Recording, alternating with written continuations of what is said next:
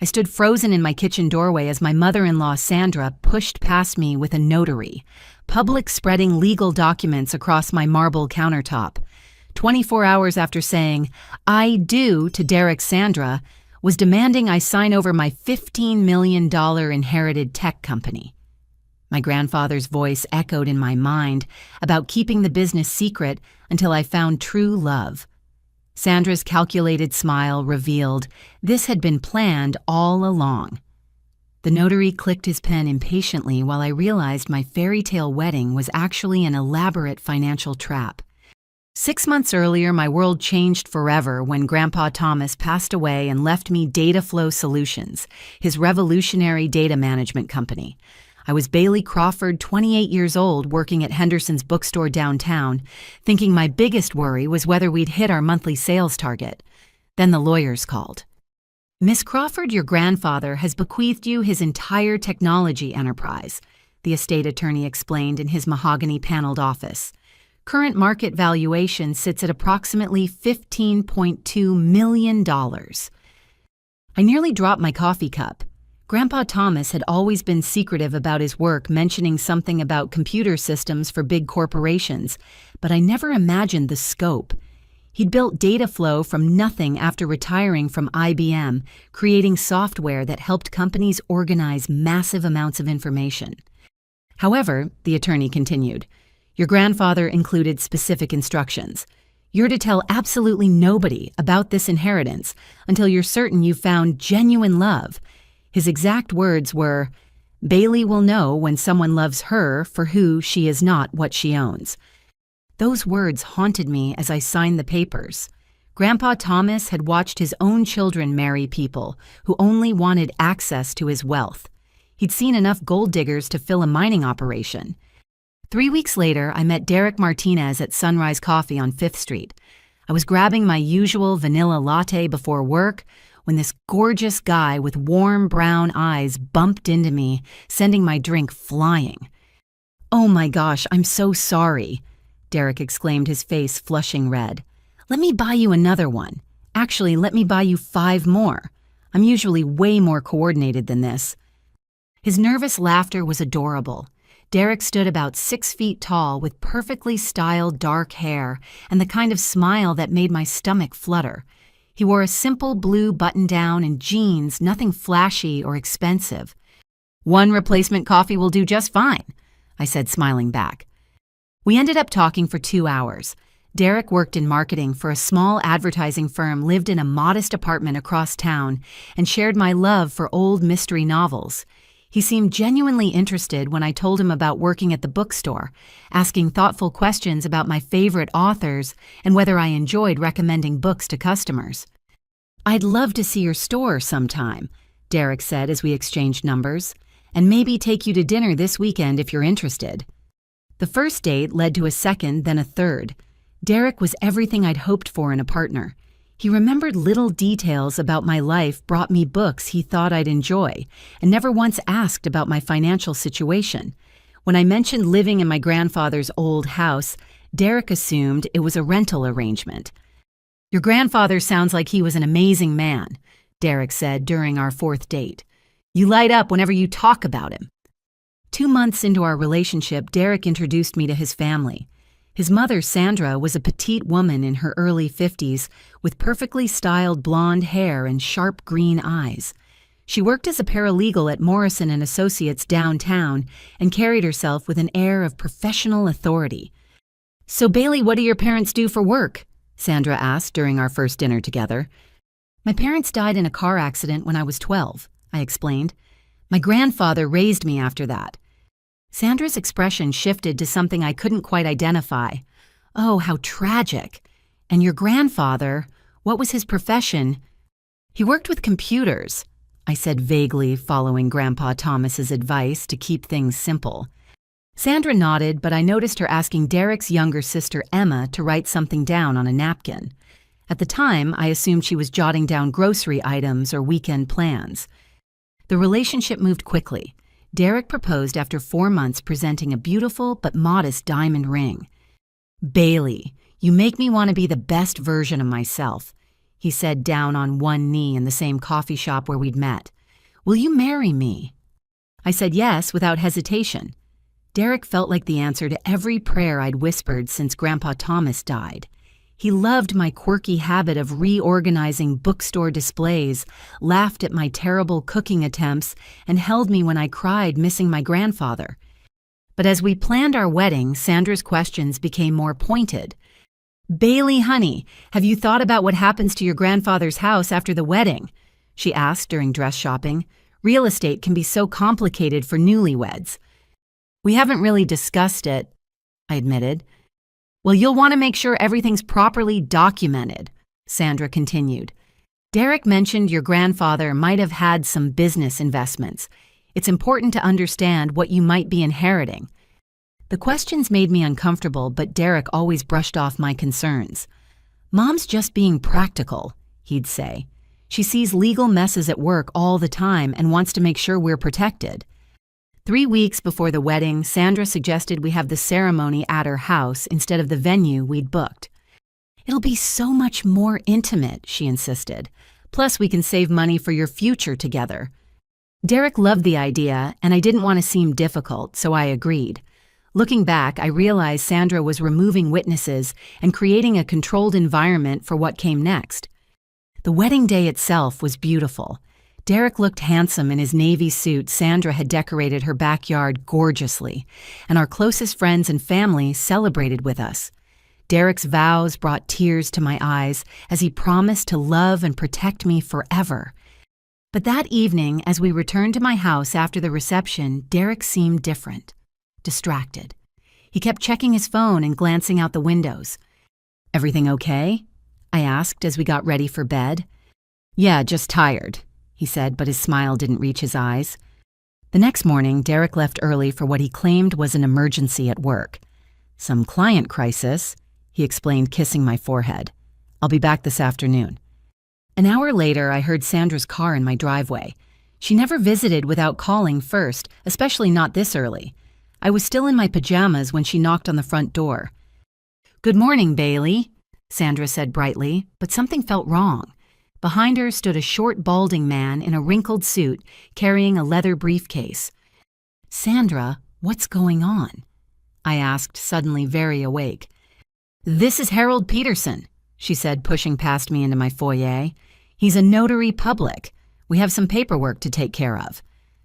That's when I noticed the determined look in her eyes, the same expression I'd seen when she argued with restaurant servers or demanded discounts at department stores. Sandra had always been pushy, but this felt different, predatory. "What kind of paperwork?" I asked, following them into my kitchen. Harold was already spreading documents across my counter, his movements practiced and efficient. Sandra pulled out a folder thick with papers and began organizing them with military precision. "Well, dear," Sandra said, her voice taking on a patronizing tone I'd never heard before, "now that you and Derek are married, it's time to properly organize your assets. Derek has a right to half of everything you own, including that little computer business your grandfather left you." My blood turned to ice. I'd never told Derek about data flow solutions. I'd never mentioned the $15 million. I'd followed Grandpa Thomas's instructions perfectly, keeping the inheritance completely secret. "I don't know what you're talking about," I said, my voice barely above a whisper. Sandra's smile widened, and for the first time I saw something cold and calculating behind her green eyes. "Oh, Bailey, sweet, naive Bailey, did you really think we didn't know?"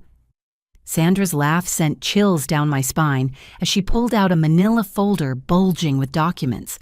Harold the notary arranged his stamp and seal on my granite countertop like he was setting up for surgery. "You've been very clever, Bailey," Sandra said, her voice dripping with false sweetness, "but not quite clever enough." I backed against my refrigerator, my heart pounding so hard I could hear it in my ears. "I don't understand what's happening here." "Data flow solutions," Sandra said, pulling out what looked like a corporate filing document. "Inherited 6 months ago from Thomas Crawford, your grandfather. Current valuation $15.2 million. Annual revenue approximately $3.7 million. Shall I continue?" The room started spinning. How could she possibly know these details? I'd been so careful, so secretive. The only people who knew were the estate lawyers, and they were bound by confidentiality agreements. Derek deserves his fair share. Sandra continued spreading more papers across my counter. After all, marriage is a partnership. What affects one spouse affects both. Derek doesn't know about any of this, I stammered. Oh, honey. Sandra tilted her head with mock sympathy. Derek has known since our second conversation about you. Did you think it was coincidence that he bumped into you at that coffee shop?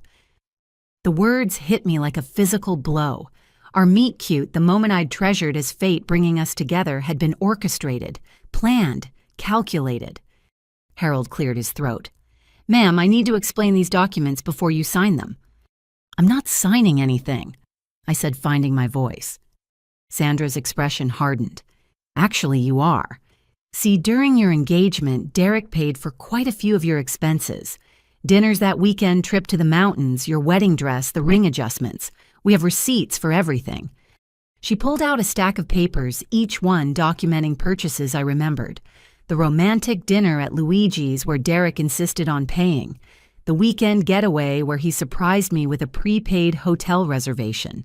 The dress alterations he'd offered to handle when the bridal shop called about payment. These weren't gifts, Bailey, Sandra said. They were loans, and according to state law, you owe Derek approximately $47,000 in immediate repayment. That's insane, I said. Those were normal relationship expenses. Derek never said anything about loans. Check your text messages from last week, Sandra suggested with a smirk. I pulled out my phone with trembling fingers. There it was, a message from Derek that I'd glanced at quickly during wedding preparations. Hey babe, just confirming the loan details we discussed. Love you. At the time, I'd assumed he was talking about something work-related and hadn't responded. Now I realized it was evidence he could point to if questioned. Since you obviously can't repay $47,000 working at a bookstore, Sandra continued, we're prepared to accept a transfer of 60% ownership in Dataflow Solutions as settlement. 60%? I gasped. Harold nodded professionally. The documents transfer controlling interest to Derek Martinez, your legal spouse. Very standard in these situations. What situations? I demanded. This isn't a situation, it's theft. Sandra's mask slipped for a moment, revealing something sharp and dangerous underneath. Careful, Bailey. Theft is a serious accusation. We wouldn't want you to say something you'd regret. Just then I heard Derek's key in the front door. My heart leaped with relief. He'd straighten this out. He'd tell his mother she was crazy and send Harold packing. Hey, babe, Derek called out, his voice unnaturally cheerful. How's everything going in here? Derek appeared in the kitchen doorway, still wearing his work clothes from that morning, but his expression wasn't confused or concerned. He looked prepared. Derek, thank God you're here, I said. Your mother has lost her mind. She's trying to make me sign over Grandpa Thomas's company. Derek's face went through a series of micro-expressions. For just a moment, I saw something that might have been genuine conflict. Then his features hardened into resolve. Bailey, he said quietly, we need to talk about this like adults. Adults. I stared at him in disbelief. Adults don't ambush their wives the day after their wedding with fake legal documents. They're not fake, Derek said. And this isn't an ambush. It's a conversation about our financial future. Sandra beamed at her son like he'd just won a spelling bee. Derek understands that marriage requires sacrifice and compromise. Derek, I said, my voice breaking, you're scaring me. This isn't you. This isn't the man I married. For a split second, Derek's resolve wavered. I saw the guy I'd fallen in love with, the one who brought me books and laughed at my terrible jokes. Then Sandra placed her hand on his shoulder, and the moment vanished. Bailey, I spent months getting to know you, Derek said. I invested time, money, and emotion into this relationship. I deserve something in return. You got me, I whispered. You got my love, my trust, my whole heart. Hearts don't pay bills, Sandra interjected. Dataflow Solutions does. Harold tapped his pen against the papers. Folks, I have other appointments today. If we're going to do this, we need to move forward. I stared at Derek, searching his face for any sign of the man I'd married less than 24 hours ago. You planned this whole thing, didn't you? The coffee shop, the proposal, everything. Derek couldn't meet my eyes. It started as research. Mom thought you might have family money. But then I got to know you, and I realized what I demanded. I realized you were even wealthier than we'd hoped, Sandra finished for him. The casual cruelty of her words stole my breath. I'd been evaluated, investigated, and targeted like prey. Every sweet moment, every shared laugh, every whispered promise had been calculated. Manipulation. I won't sign, I said firmly. Sandra's smile turned predatory. Oh, I think you will. See, refusing to pay your legal debts to Derek could be considered fraud. Harold here is also a licensed process server. He can have papers filed against you by end of business today. What papers? Lawsuit for loan default, asset hiding, and marriage fraud. Sandra rattled off like she was reading a grocery list. Of course, litigation can be expensive and public. Local newspapers love stories about inheritance disputes, especially involving young widows who inherit millions. The threat was clear.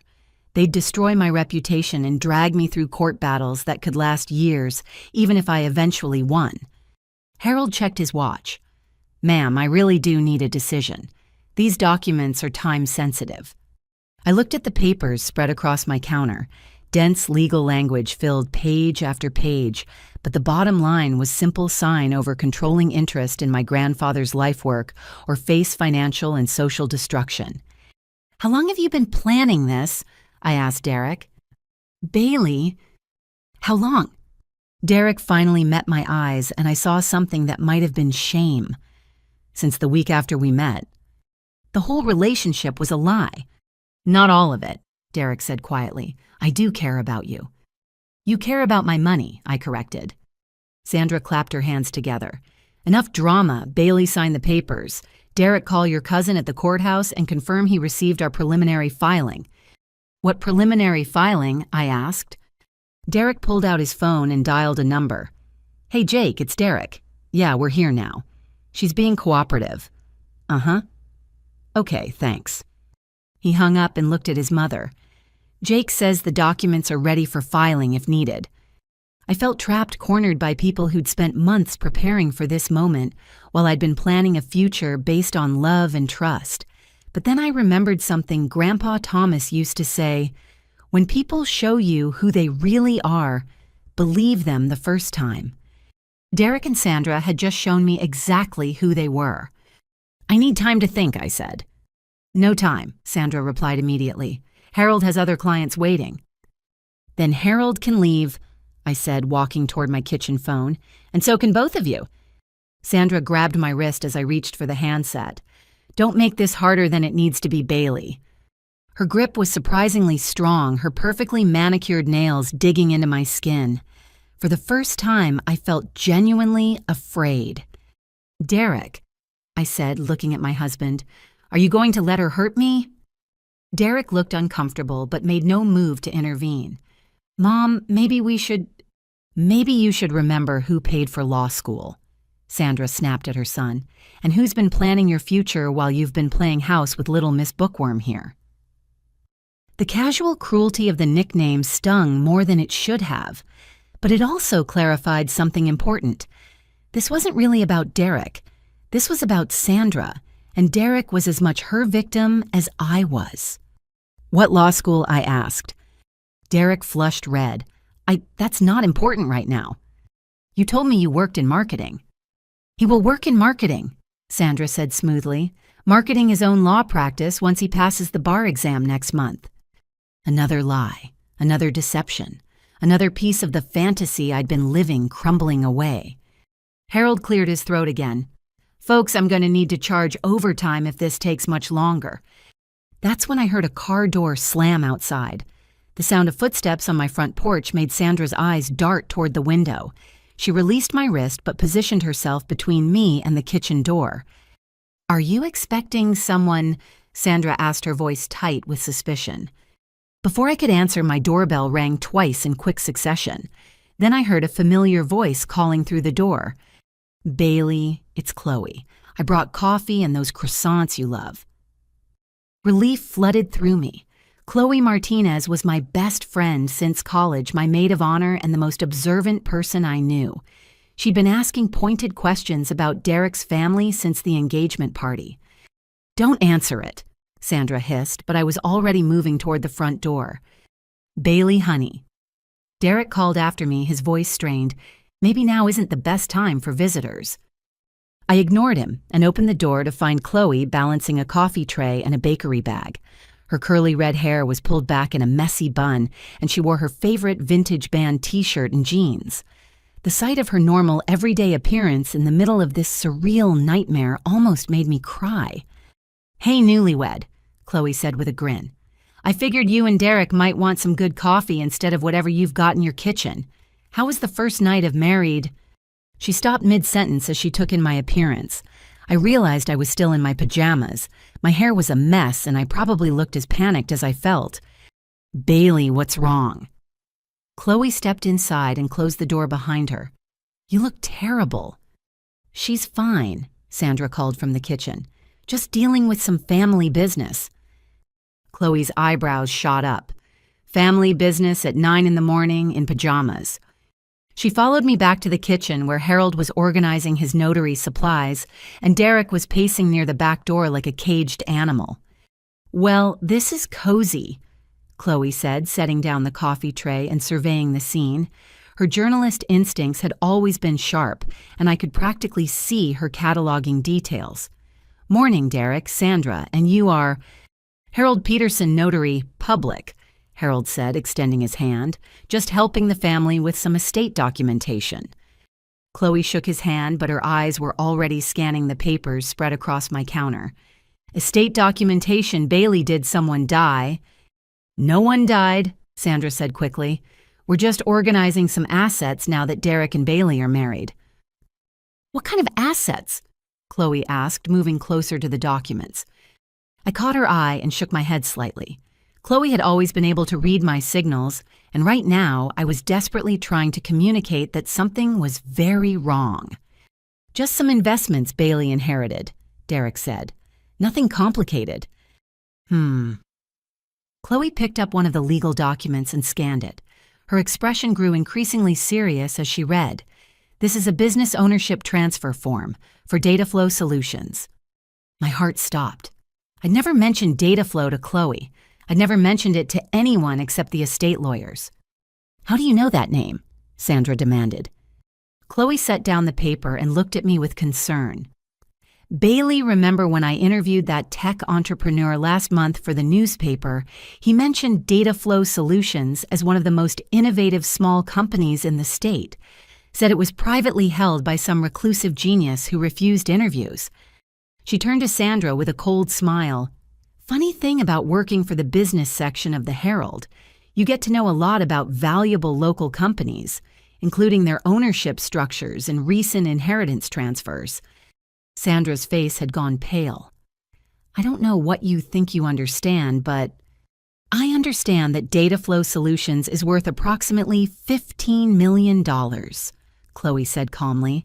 "I understand that it was recently inherited by one Bailey Crawford from her grandfather, Thomas Crawford. And I understand that no sane person signs over a $15 million company the day after their wedding unless something very bad is happening." Harold started packing up his notary supplies. "Perhaps I should reschedule for another time." "You're not going anywhere," Sandra snapped at him. Then she turned to Chloe. "This is a private family matter." "Is it?" Chloe crossed her arms.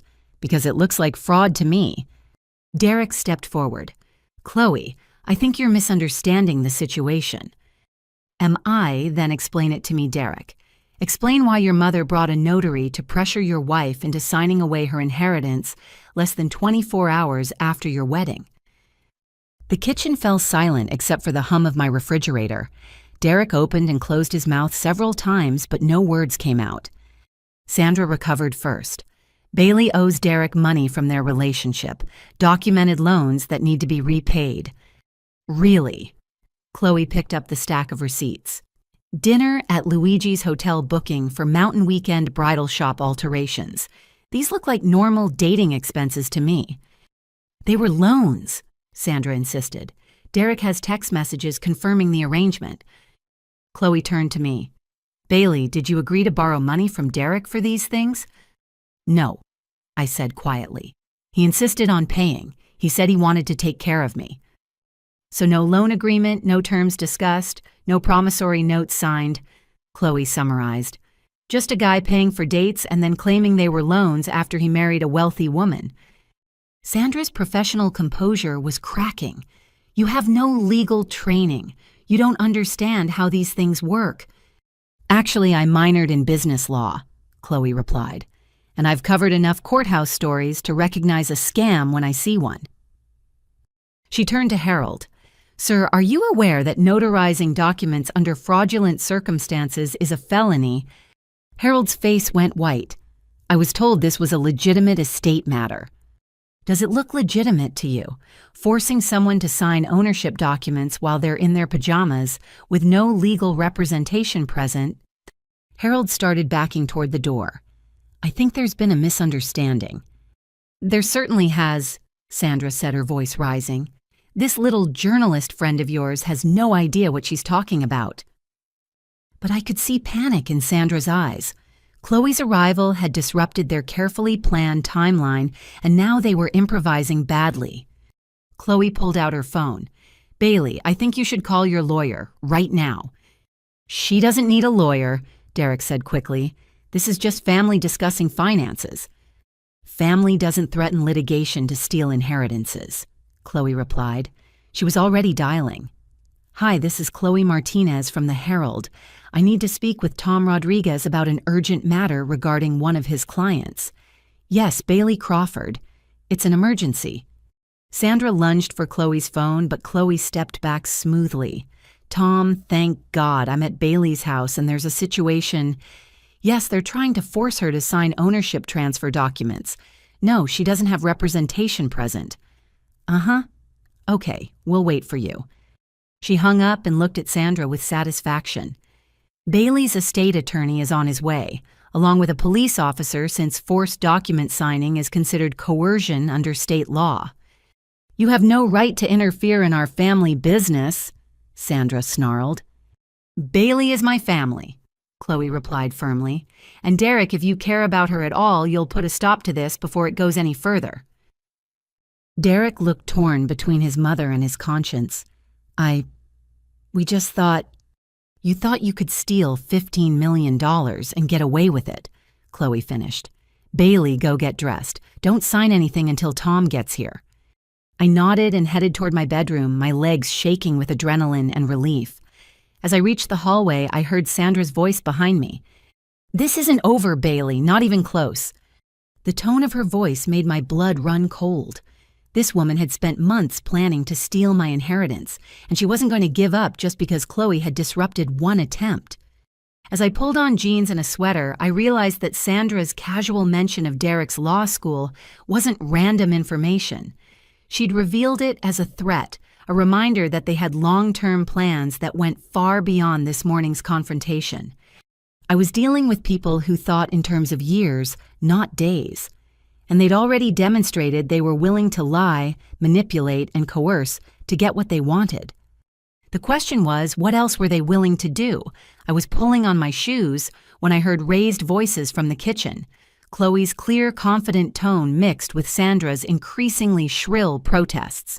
Derek's voice was harder to make out, but he sounded like he was trying to mediate between them. By the time I returned to the kitchen, Harold had completely packed up his supplies and was hovering near the back door, like he wanted to escape through the yard. The police will want to question you, Chloe was telling him. I'd stick around if I were you. Question me about what? Harold asked nervously. I haven't done anything wrong. That depends on how much you knew about this scam beforehand, Chloe replied. Sandra whipped around to face her. Scam, how dare you? My son has every legal right to marital assets. Marital assets, yes, but not assets obtained through fraud and coercion, Chloe said. There's a big difference. I noticed Derek had been unusually quiet during this exchange. He was standing by the window, staring out at my backyard like he was memorizing the landscape. "Derek," I said quietly, "what are you thinking?" He turned to look at me, and for a moment I saw the vulnerable man I'd thought I'd married. "Bailey, this wasn't supposed to happen like this." "How was it supposed to happen?" I asked. Derek glanced at his mother, who was glaring at him with warning in her eyes. I thought you'd want to share everything. That's what married couples do." "Share, yes," I said, "but not because of threats and fake loan documents." "The loans aren't fake," Sandra interjected. "Derek has every right to expect repayment." Chloe laughed, but there was no humor in it. "Lady, I've seen actual loan documentation. What you've got here are dinner receipts and hotel confirmations.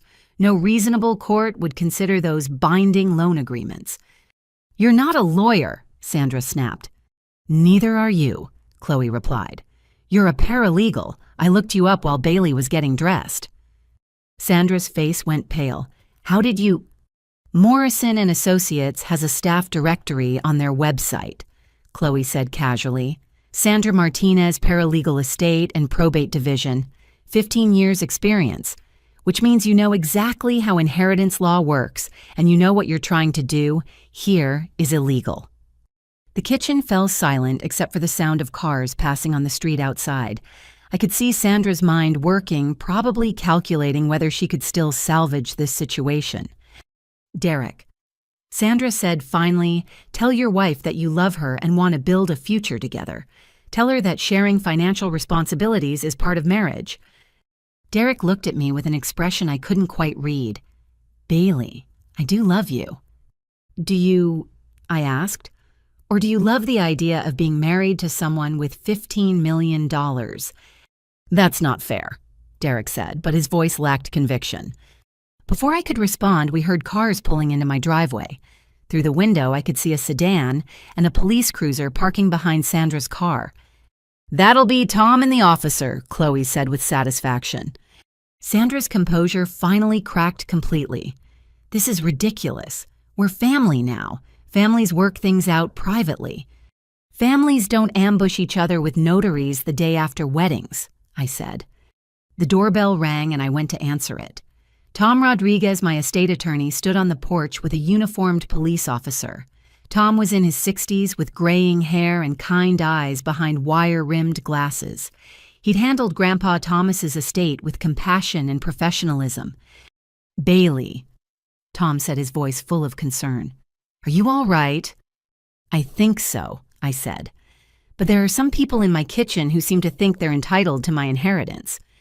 The police officer, whose name tag read Patterson, was a woman in her 40s with sharp eyes and a no-nonsense demeanor. "Ma'am, I understand there's been some kind of dispute involving legal documents." "That's right," I said, leading them toward the kitchen.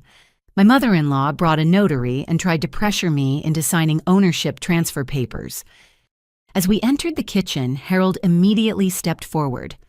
"Officer, I want to make it clear that I had no knowledge of any impropriety. I was told this was a standard estate matter." Officer Patterson looked around the room, taking in the scattered papers, Sandra's defensive posture, and Derek's guilty expression. "Who called for notary services?" "I did," Sandra said, lifting her chin defiantly. "My son has a legal right to his wife's assets." Tom Rodriguez cleared his throat. "Actually, Mrs. Martinez, that's not accurate. California is a community property state, but assets acquired before marriage remain separate property unless specifically commingled." "The company was inherited after they started dating," Sandra argued. "But before they were married," Tom replied patiently, "and Miss Crawford took no action to commingle the asset with marital property. Data Flow Solutions remains her separate property." Officer Patterson was examining the documents spread across my counter. "These appear to be ownership transfer forms. Ma'am, did you request these documents be prepared?"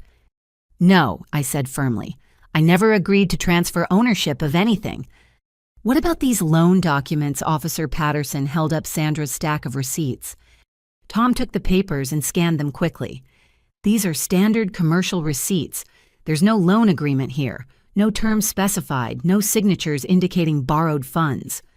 Derek has text messages, Sandra said desperately. May I see them? Officer Patterson asked. Derek reluctantly pulled out his phone and showed her the message he'd sent me about loan details. Officer Patterson read it and raised an eyebrow. This message doesn't specify loan terms, amounts, or repayment schedules, she observed. It's too vague to constitute a binding agreement. Sandra was growing increasingly agitated. This is harassment. We're trying to have a private family discussion. Ma'am. Officer Patterson said calmly, attempting to coerce someone into signing legal documents through false claims and intimidation is a crime, especially when those documents involve millions of dollars in assets. No one was coerced, Derek said quickly. Bailey, tell them no one forced you to do anything. I looked at my husband, this man I'd promised to love and honor just yesterday, and felt my heart break a little more. Derek, your mother grabbed my wrist when I tried to make a phone call. She threatened to sue me and destroy my reputation if I didn't sign. How is that not coercion? Derek's face crumpled. Bailey, I never wanted it to go this far. How far did you want it to go? I asked. Before Derek could answer, Sandra stepped between us. Enough. Derek, we're leaving. This was obviously a mistake.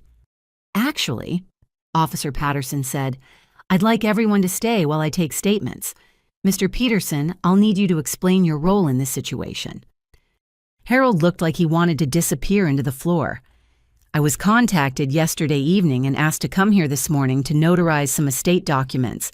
I was told it was a standard transfer between spouses. Who contacted you? Officer Patterson asked. Harold glanced nervously at Sandra. Mrs. Martinez. She said she was the mother-in-law and that everything had been arranged with the family lawyer. Tom Rodriguez frowned. I'm Miss Crawford's estate attorney, and I wasn't consulted about any document transfers. Mrs. Martinez told me the family attorney would meet us here, Harold continued. When I arrived and didn't see another attorney present, I should have asked more questions. Officer Patterson was taking notes. Mr. Peterson, in the future, I'd recommend verifying the identity of all parties and ensuring independent legal representation before notarizing valuable asset transfers. Yes, ma'am, Harold said miserably. Sandra made one last desperate play. Officer, this is all a misunderstanding. Derek and Bailey are newlyweds working out their financial arrangements. These documents were just drafts for discussion purposes. Drafts that you brought a notary to execute, Chloe pointed out. Seems like you were planning to make them official. Tom Rodriguez cleared his throat. Officer Patterson, I'd like to document this incident in case there are future attempts to claim legitimate ownership of my client's assets. Good idea. Officer Patterson agreed. She turned to Sandra and Derek. I'm not making any arrests today, but I want to be very clear. Any future attempts to obtain Miss Crawford's assets through deception, coercion, or fraudulent documentation will result in criminal charges. Sandra's face was flushed with anger and embarrassment. This is ridiculous. Derek, get your things. We're leaving. My things. Derek looked confused. You're not staying here after this circus, Sandra snapped. I felt a stab of pain as I realized Sandra was right. How could Derek stay in my house after what had just happened? How could I trust him with my coffee maker, let alone my heart? Derek looked at me with something that might have been genuine regret. Bailey, can we talk privately? I glanced at Officer Patterson, who nodded. Just stay where I can see you. Derek and I walked to the far side of the kitchen near the breakfast nook where we'd shared so many morning conversations during our brief marriage. Bailey. Derek said quietly, I know how this looks, but it's not what you think. What is it then? I asked. Derek ran his hands through his hair, destroying his usually perfect styling. My mom. She's always been intense about money. After my dad left, she had to work 2 jobs to keep us afloat. She sees financial security as survival. That doesn't excuse what happened here, Derek. I know, he said quickly. But when she found out about your inheritance, she convinced me that you were hiding it because you didn't trust me. She said if you really loved me, You'd want to share everything. I stared at my husband, searching for any sign of the man I'd fallen in love with. Derek, I was following my grandfather's advice to keep the inheritance secret until I was sure about someone's motives. This morning proved he was right. Derek's shoulders sagged. I messed up everything, didn't I? Before I could answer, Sandra's voice cut across the kitchen. Derek, let's go now. Derek looked back at his mother, then at me. For a moment, I thought he might choose to stay and fight for our marriage. Instead, he nodded sadly. I'll come back for my clothes later, he said, if that's okay. Call first? I said, my voice barely above a whisper. As Sandra, Derek, and Harold filed out of my kitchen, Officer Patterson finished her notes and handed me a report number. Tom Rodriguez gathered up all the fraudulent documents, promising to keep them as evidence. After everyone left except Chloe, I collapsed into one of my kitchen chairs and finally let myself cry. Hey, Chloe said softly, rubbing my back. It's going to be okay. My marriage is over, I sobbed. It lasted exactly 1 day. Your marriage was over before it started, Chloe said gently. You just didn't know it yet. As the reality of the situation sank in, I realized that Chloe was right. But I also realized something else. Sandra's retreat felt too easy, too convenient. People who spend months planning to steal $15 million don't give up after one failed attempt. They regroup, reassess, and attack from a different angle. This wasn't over. It was just beginning. 3 days passed in a strange fog of silence. Derek hadn't called, hadn't come by for his clothes, hadn't even sent a text message. I'd taken time off from the bookstore, unable to focus on customer recommendations, when my own life had become a thriller novel with a plot I couldn't predict. Chloe had been checking on me daily, bringing groceries and making sure I was eating. On Thursday afternoon, she arrived with her laptop bag and a determined expression. Okay, wallowing time is over, she announced, setting up her computer on my dining room table. We need to figure out what we're really dealing with here. What do you mean? I asked, curling up on my couch with a cup of tea. I mean, Sandra Martinez didn't just wake up Sunday morning and decide to steal your inheritance. This was planned, Bailey, carefully planned, and I want to know how long they've been doing this. Chloe opened her laptop and started typing. I've been doing some digging since Monday. Want to know what I found? I joined her at the table, curious despite my emotional exhaustion. What kind of digging? The fun kind. Public records, court filings, property transfers, marriage licenses. Chloe's fingers flew across the keyboard.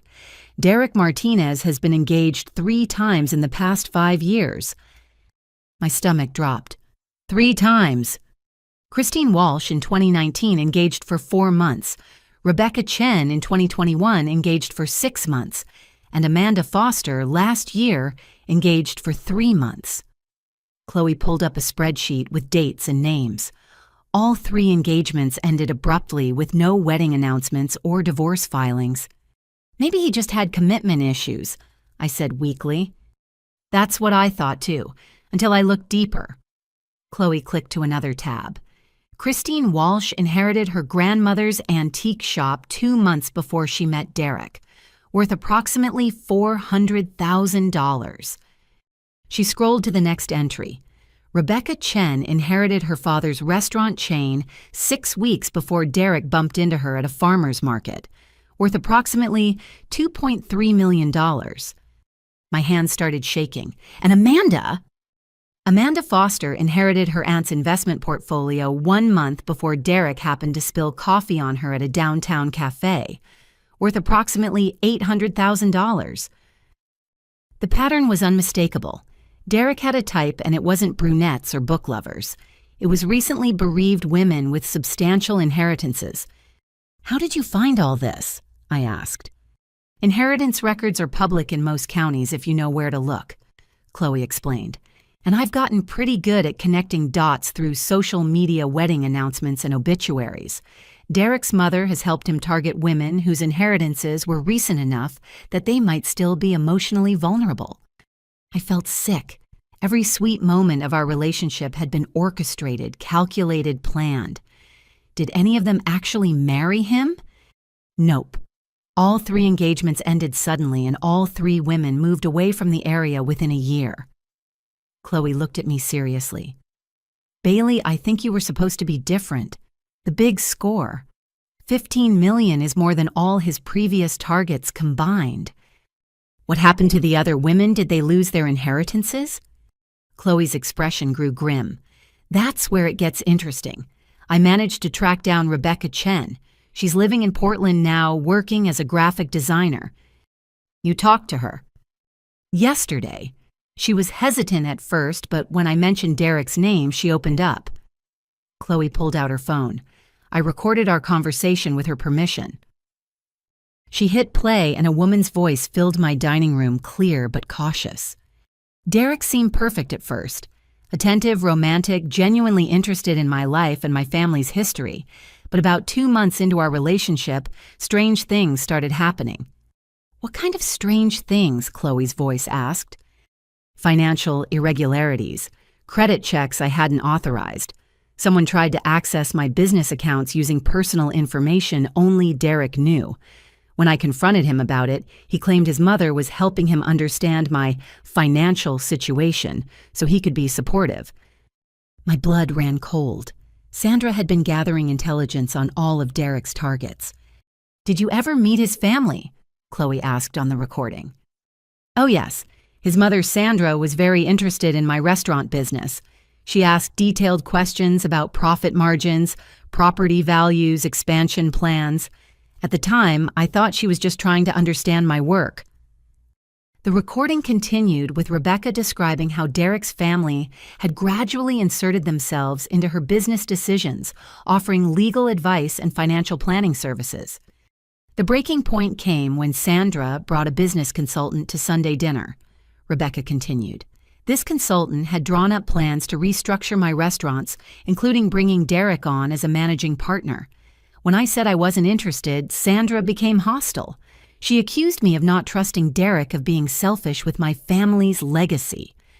What did you do? Chloe asked. I broke up with Derek that night, but the harassment didn't stop. Sandra called my restaurant managers, claiming to represent Derek in some kind of business dispute. She contacted my suppliers, spreading rumors about financial problems. It got so bad I had to sell the restaurants and start over somewhere else. The recording ended and I stared at Chloe in horror. They destroyed her business. Not directly, but they made it impossible for her to operate normally. Rebecca thinks Sandra was trying to force her into accepting Derek as a partner by making independent operation too difficult. I searched for words. That's sociopathic. It gets worse. Chloe opened another file. I also spoke with Christine Walsh. She lost her antique shop under similar circumstances, though she doesn't think Derek and Sandra were directly responsible. But Amanda Foster. She's dead Bailey. The room went silent except for the hum of my refrigerator. Dead. Car accident 6 months after her engagement to Derek ended. Single car crash on a mountain road, no witnesses. Police ruled it an accident, but Amanda had been receiving threatening phone calls in the weeks before her death. My hands were shaking so hard I could barely hold my teacup. You think Derek's family killed her? I think Amanda knew something that made her dangerous to them, Chloe said carefully, and I think we need to be very careful about how we proceed. I stood up and walked to my window, looking out at my quiet neighborhood street. Everything looked normal. Kids riding bikes, neighbors walking dogs, mail carriers making their rounds. But underneath that normalcy, predators were hunting. Chloe, what if Derek comes back? What if Sandra tries something else? That's why we're not waiting around to find out, Chloe said firmly. We're going to gather evidence and take it to the authorities before they have a chance to regroup. What kind of evidence? Chloe grinned, and I recognized the expression from our college days when she was about to suggest something dangerous and probably illegal. The kind that proves Derek and Sandra Martinez are running a multi-state inheritance fraud scheme. How do we prove that? By finding their other victims. Rebecca mentioned that Sandra asked detailed questions about her family history and financial background. Those questions had to come from somewhere. Sandra's been researching targets probably for years. Chloe pulled up another screen on her laptop. I've been tracking unusual patterns in recent inheritance transfers and engagement announcements across California, Nevada, and Arizona. There are at least 12 other cases that fit the profile. 12. My voice came out as a whisper. Young women inheriting substantial assets followed by whirlwind romances with men who have connections to Sandra Martinez. Some married, some didn't. But in every case where the woman refused to transfer assets, bad things happened to their businesses or personal lives. I sank back down into my chair, overwhelmed by the scope of what Chloe was describing. This isn't just about Derek lying to me about his feelings. This is organized crime. Exactly. And you, my friend, are the first target who figured it out before signing anything over. Chloe reached across the table and squeezed my hand, which makes you incredibly valuable as a witness, but also incredibly dangerous to them. Before I could respond, my phone buzzed with a text message. The number wasn't saved in my contacts, but I recognized it immediately. Bailey, this is Derek. We need to talk. Can I come over tonight?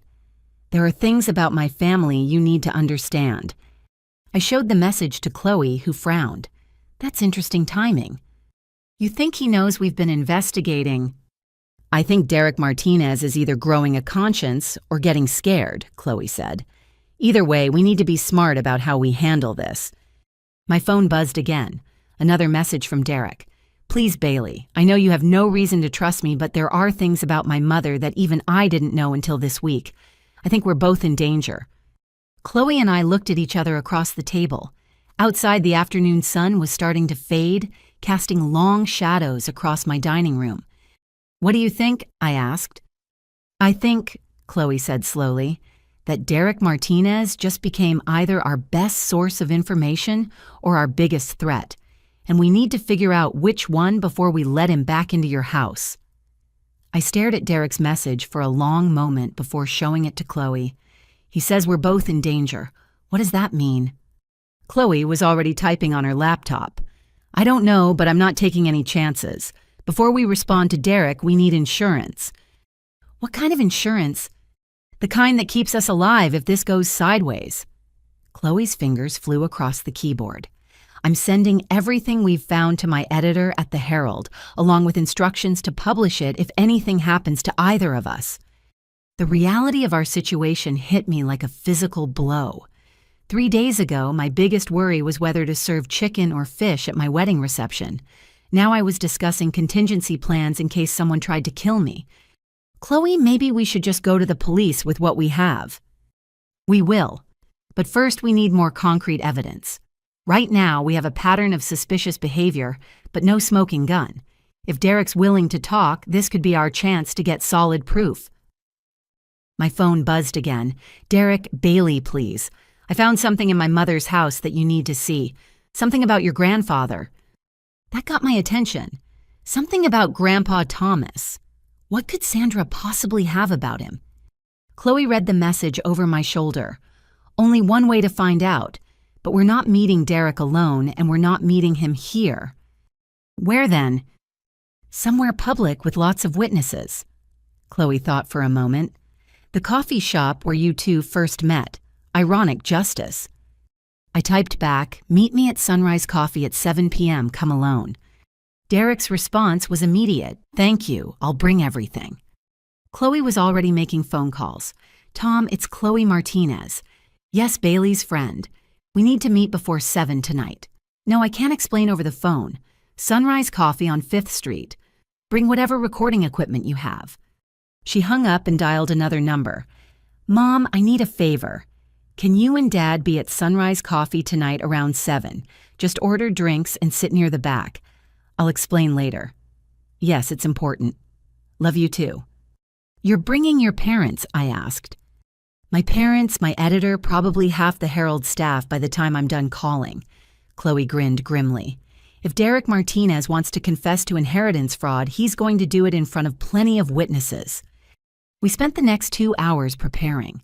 Chloe briefed Tom Rodriguez on everything we'd discovered while I tried to mentally prepare for seeing Derek again. Part of me still couldn't believe the sweet, attentive man I'd married was part of a criminal conspiracy. At 6:45, we arrived at Sunrise Coffee. Chloe had been right to suggest it. The place was busy with the dinner crowd, and Tom Rodriguez was already seated at a corner table with what looked like professional recording equipment disguised as a laptop bag. Chloe's parents, Jim and Maria Martinez, were at a table near the back, both reading newspapers like they were there for their evening coffee routine. Chloe's editor, Sarah Chen, was at the counter ordering an elaborate drink that would take several minutes to prepare. "This feels like overkill," I whispered to Chloe. "There's no such thing as overkill when dealing with people who might have murdered someone," she whispered back. At exactly 7 o'clock, Derek walked through the front door. He looked terrible. His usually perfect hair was disheveled, his clothes were wrinkled, and he had dark circles under his eyes, like he hadn't slept in days. He spotted me immediately and walked over to our table carrying a manila envelope thick with documents. "Bailey," he said, his voice hoarse, "thank you for meeting me." "Derek," I kept my voice neutral, "you said you found something about my grandfather." Derek glanced around the coffee shop, noticing the unusual number of people who seemed to be paying attention to our conversation. "Are all these people here because of me?" "I'm not taking any chances," I said. "After Monday morning, I don't think that's unreasonable." Derek nodded sadly. "You're right. Bailey, I need to start by saying I'm sorry. What happened at your house was wrong and I should have stopped it."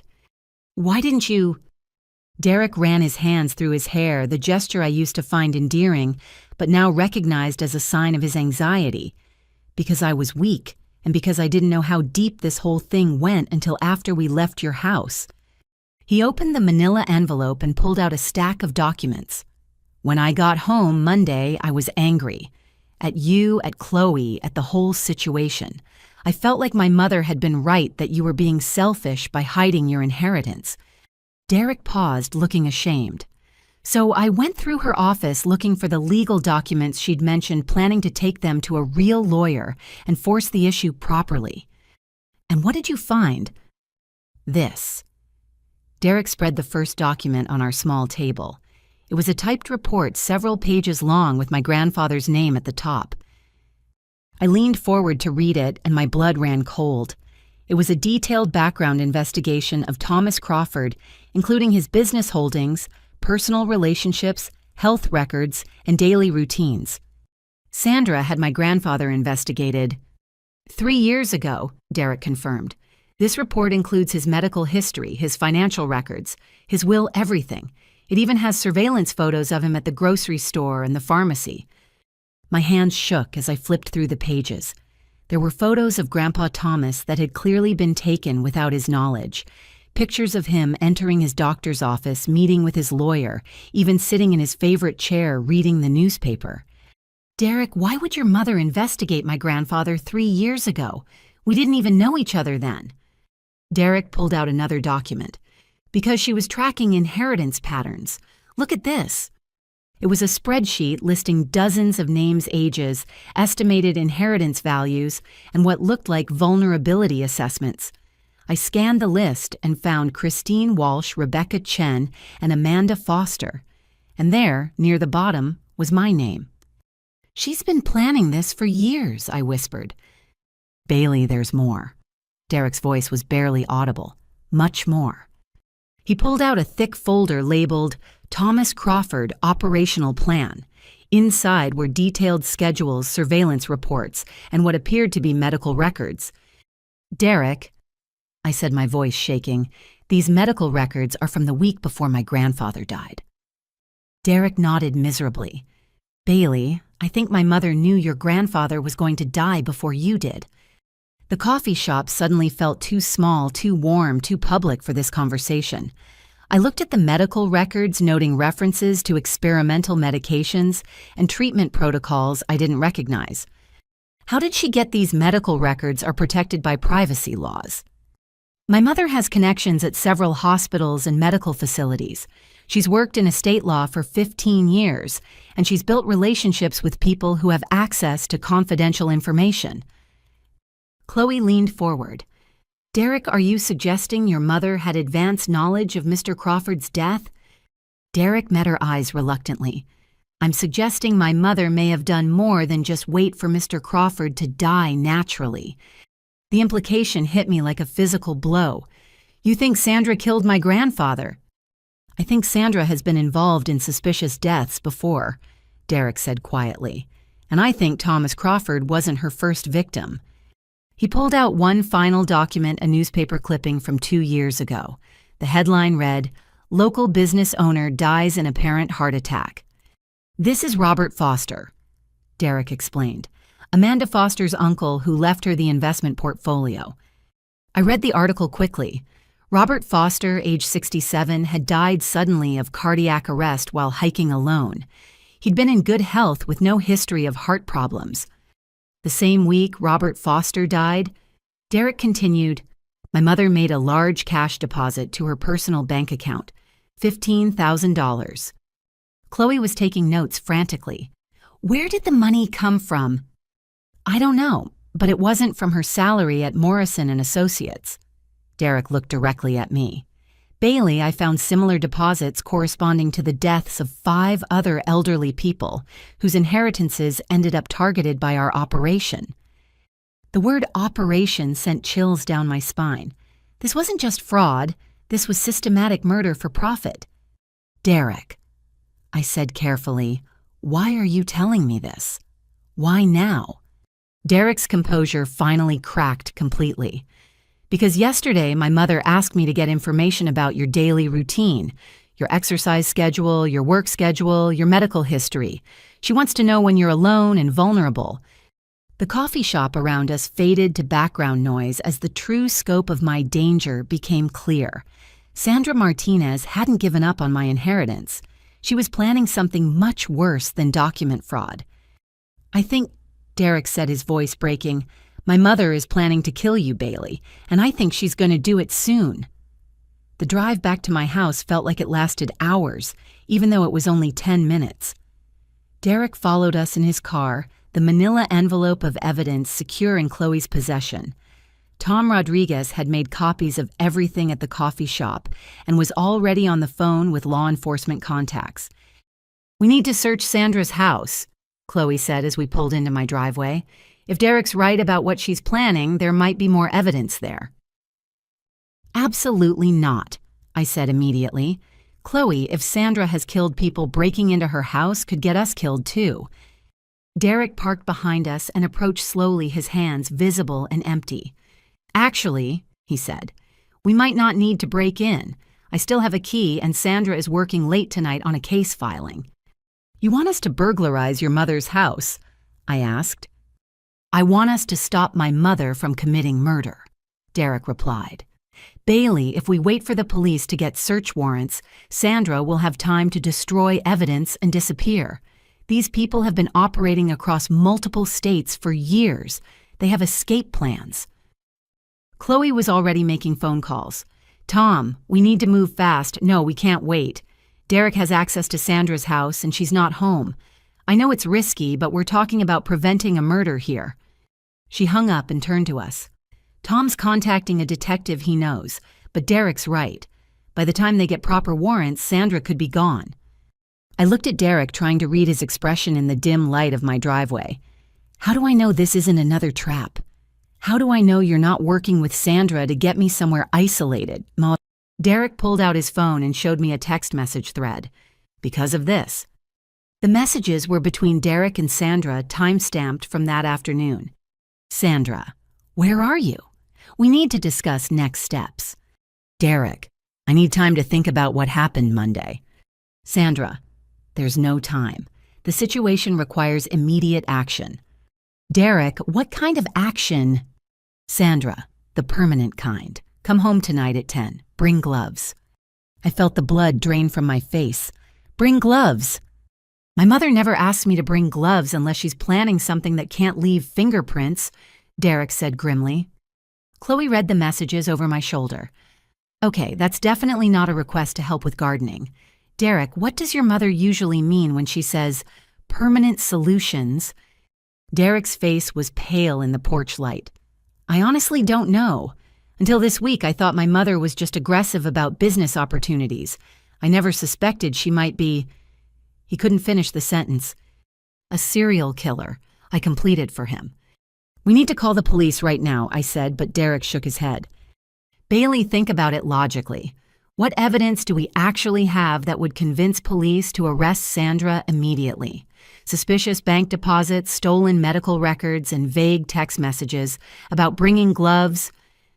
He was right, and that terrified me. So what are you suggesting? I'm suggesting we gather concrete evidence tonight while Sandra thinks I'm on her side, Derek said. If she's planning to kill you, there will be evidence of that plan in her house.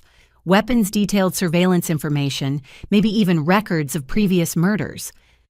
Chloe was practically vibrating with nervous energy. This is insane.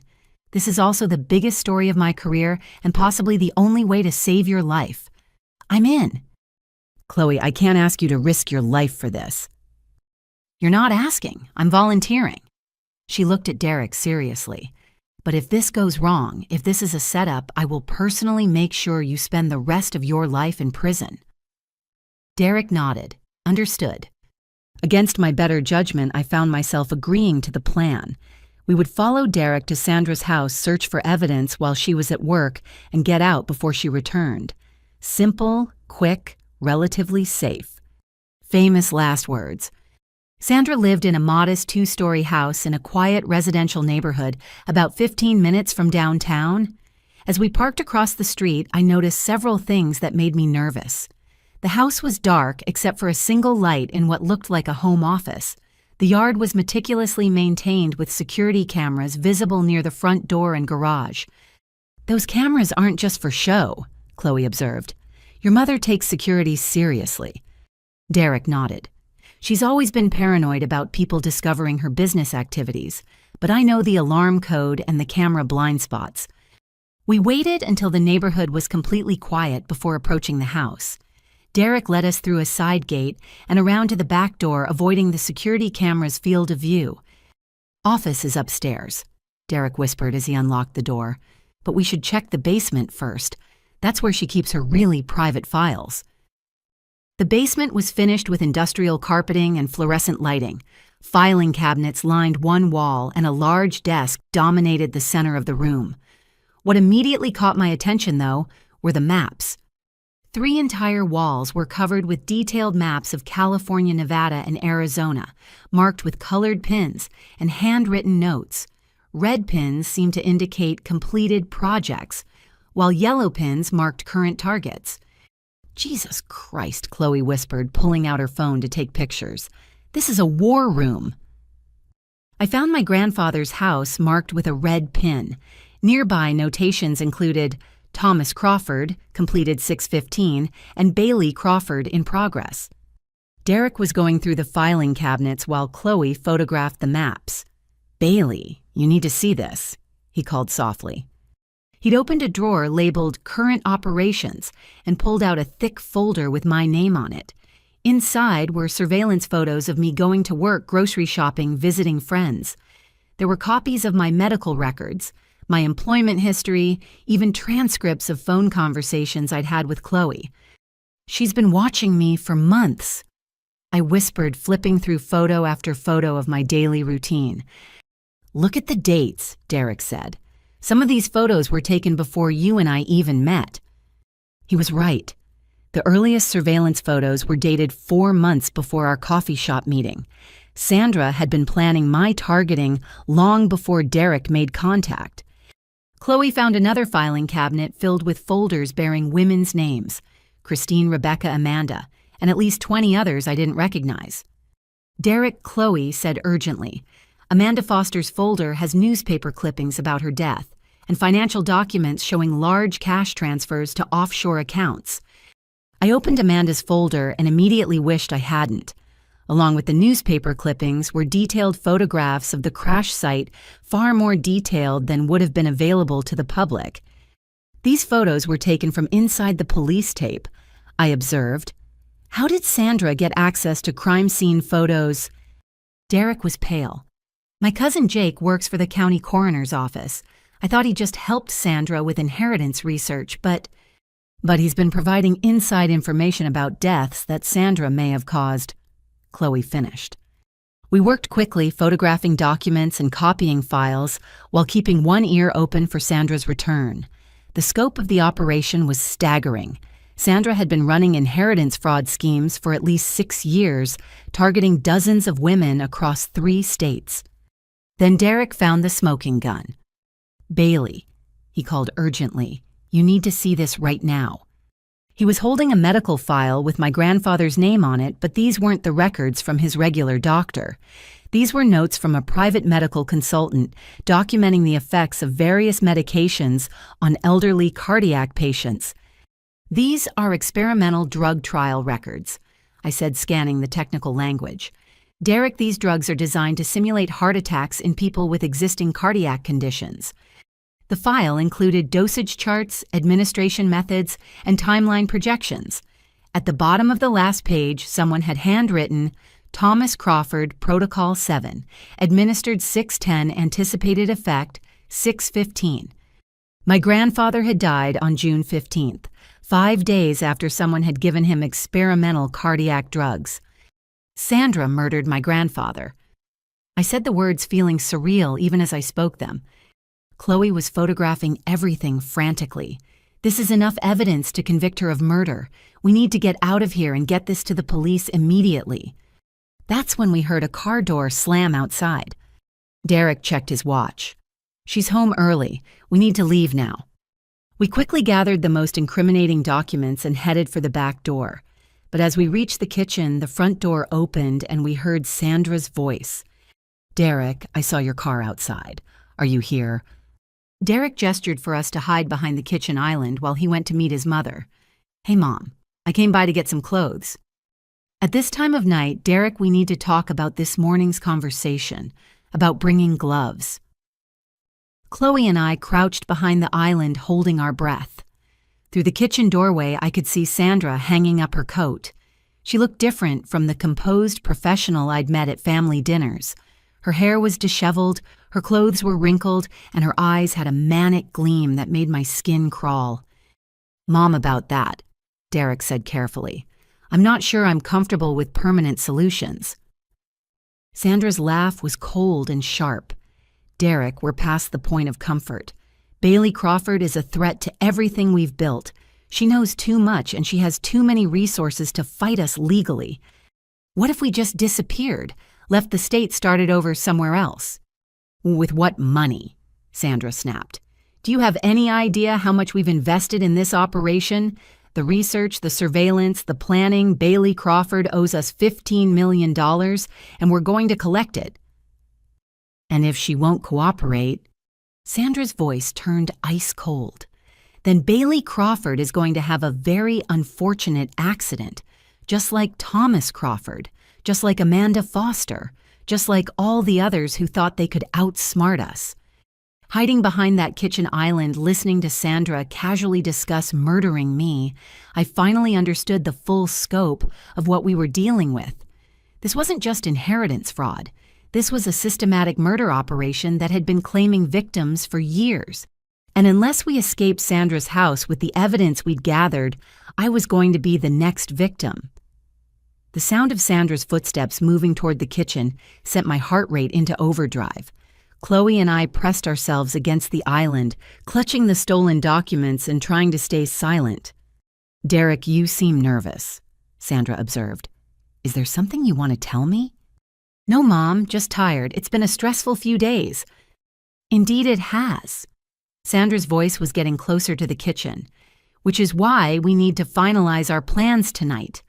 Bailey Crawford won't expect anything so soon after the failed legal approach."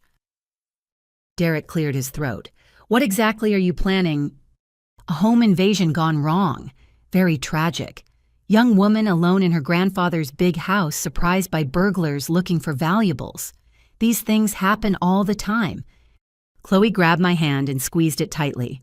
We both understood that Sandra was describing my murder in casual, matter-of-fact terms. "Mom, that seems extreme." "Extreme situations require extreme solutions, Derek. Bailey has already involved lawyers and journalists. If we don't act quickly, she'll expose our entire operation." "What about Derek's inheritance rights as her husband? Derek asked, and I realized he was trying to stall while thinking of a way to get us out safely. Derek will be devastated by his young wife's tragic death, Sandra said with mock sympathy. As her widower, he'll inherit everything. The grieving process might take a year or two, but eventually he'll be ready to move forward with his life. Perhaps to another state where he might meet another young woman with family assets. The callousness of her planning made me feel sick. Sandra was discussing my death like it was a business transaction. "When were you thinking of doing this?" Derek asked. "Tonight. She'll be alone, probably still emotionally fragile from our confrontation. Jake has confirmed there are no patrol cars scheduled for her neighborhood after midnight. Tonight. Sandra was planning to kill me in less than 3 hours. Chloe was frantically texting on her phone, hopefully contacting Tom Rodriguez or the police. But even if help was coming, we needed to survive the next few minutes first. Derek, I need you to go to the basement and get the equipment we discussed," Sandra said. "What equipment?" "The cleaning supplies, the tools, the things we'll need to stage the scene properly." Sandra's voice was moving toward the kitchen again. "And Derek, make sure everything is clean and untraceable." Derek's footsteps headed toward the basement stairs, but instead of going down, I heard him coming toward the kitchen. He appeared in the doorway and motioned frantically for us to follow him. We crept through the dining room toward the back door carrying our evidence and praying Sandra wouldn't notice our movement. But just as we reached the door, Sandra called out from the living room. "Derek, did you hear something upstairs?" Derek froze. "No, Mom, just getting my things." "Check anyway, I thought I heard voices." Derek looked at us with panic in his eyes. We were trapped. If Sandra found us, she'd know Derek had betrayed her, and all 3 of us would become targets. That's when my phone vibrated with an incoming call. The ringtone was muffled by my pocket, but in the quiet house, it was clearly audible. "What was that?" Sandra called out sharply. "My phone," Derek said quickly. "Work call."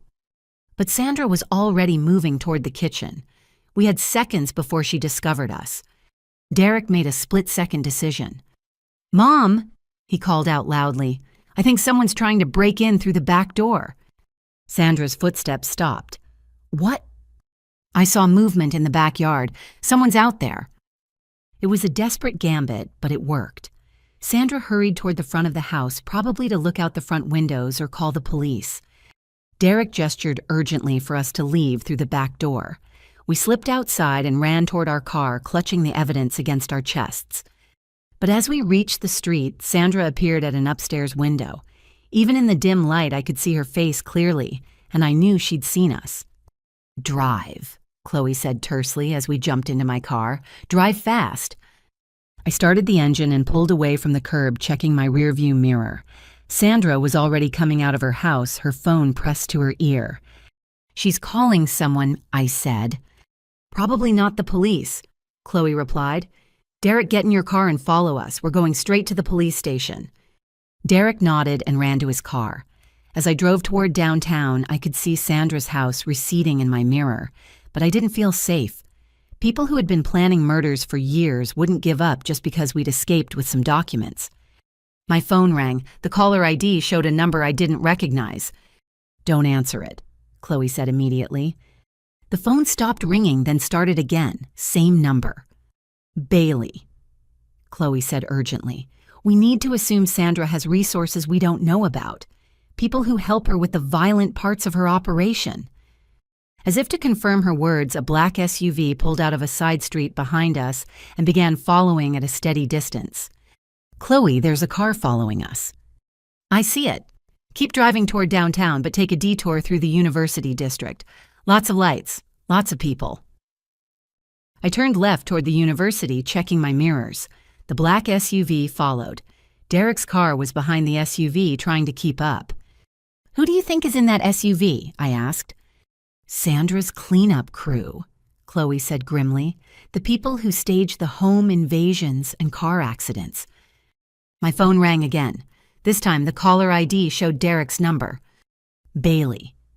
Derek's voice was tight with fear. "That SUV tried to ram me off the road. I think they're trying to separate us." "Stay close," I said. "We're almost to the police station." But as we approached downtown, I realized the black SUV wasn't the only vehicle following us. A white van had joined the pursuit, and both vehicles were closing the distance. "Chloe, call 911. Tell them we're being chased by people attempting to commit murder." Chloe was already dialing. "This is Chloe Martinez. I'm a reporter with the Herald. We're being pursued by multiple vehicles." Yes, I said pursued. "We're carrying evidence of multiple murders. We're heading toward the downtown police station on 5th Street. The 911 dispatcher's voice was calm but urgent. "Ma'am, how many vehicles are pursuing you?" "Two that we can see, a black SUV and a white van." "Are the occupants armed?" "We have to assume they are," Chloe replied. As we turned onto 5th Street, I could see the police station ahead, but the black SUV was accelerating, trying to cut us off before we reached safety. "They're not going to let us reach the police station," I said. That's when Derek's car suddenly accelerated past the SUV and pulled alongside our car. He gestured frantically toward a side street. "He wants us to turn," Chloe observed. "It could be another trap, or it could be our only chance to escape," Chloe said. "Derek knows this area better than we do." I made a split-second decision and followed Derek's car down the side street. The black SUV and white van followed, but the narrow residential street forced them to drop back to single file. Derek led us through a maze of side streets and alleys, finally pulling into the parking lot of a 24-hour diner that was blazing with lights and full of customers. We all got out of our cars and ran toward the diner entrance carrying our evidence. The black SUV and white van drove slowly past the parking lot, but didn't stop, apparently unwilling to confront us in such a public place. Inside the diner, Derek collapsed into a booth and put his head in his hands. "This is insane. My mother is trying to kill all of us." "Derek," I said, sitting across from him, "we need to know everything. How many people work with Sandra? How do they usually kill their targets? What resources do they have?" Derek looked up at me with haunted eyes. "Bailey, I honestly don't know. Until tonight, I thought my mother was just good at researching inheritance opportunities. I never suspected she was actually murdering people." Chloe was on the phone with Tom Rodriguez, updating him on our situation.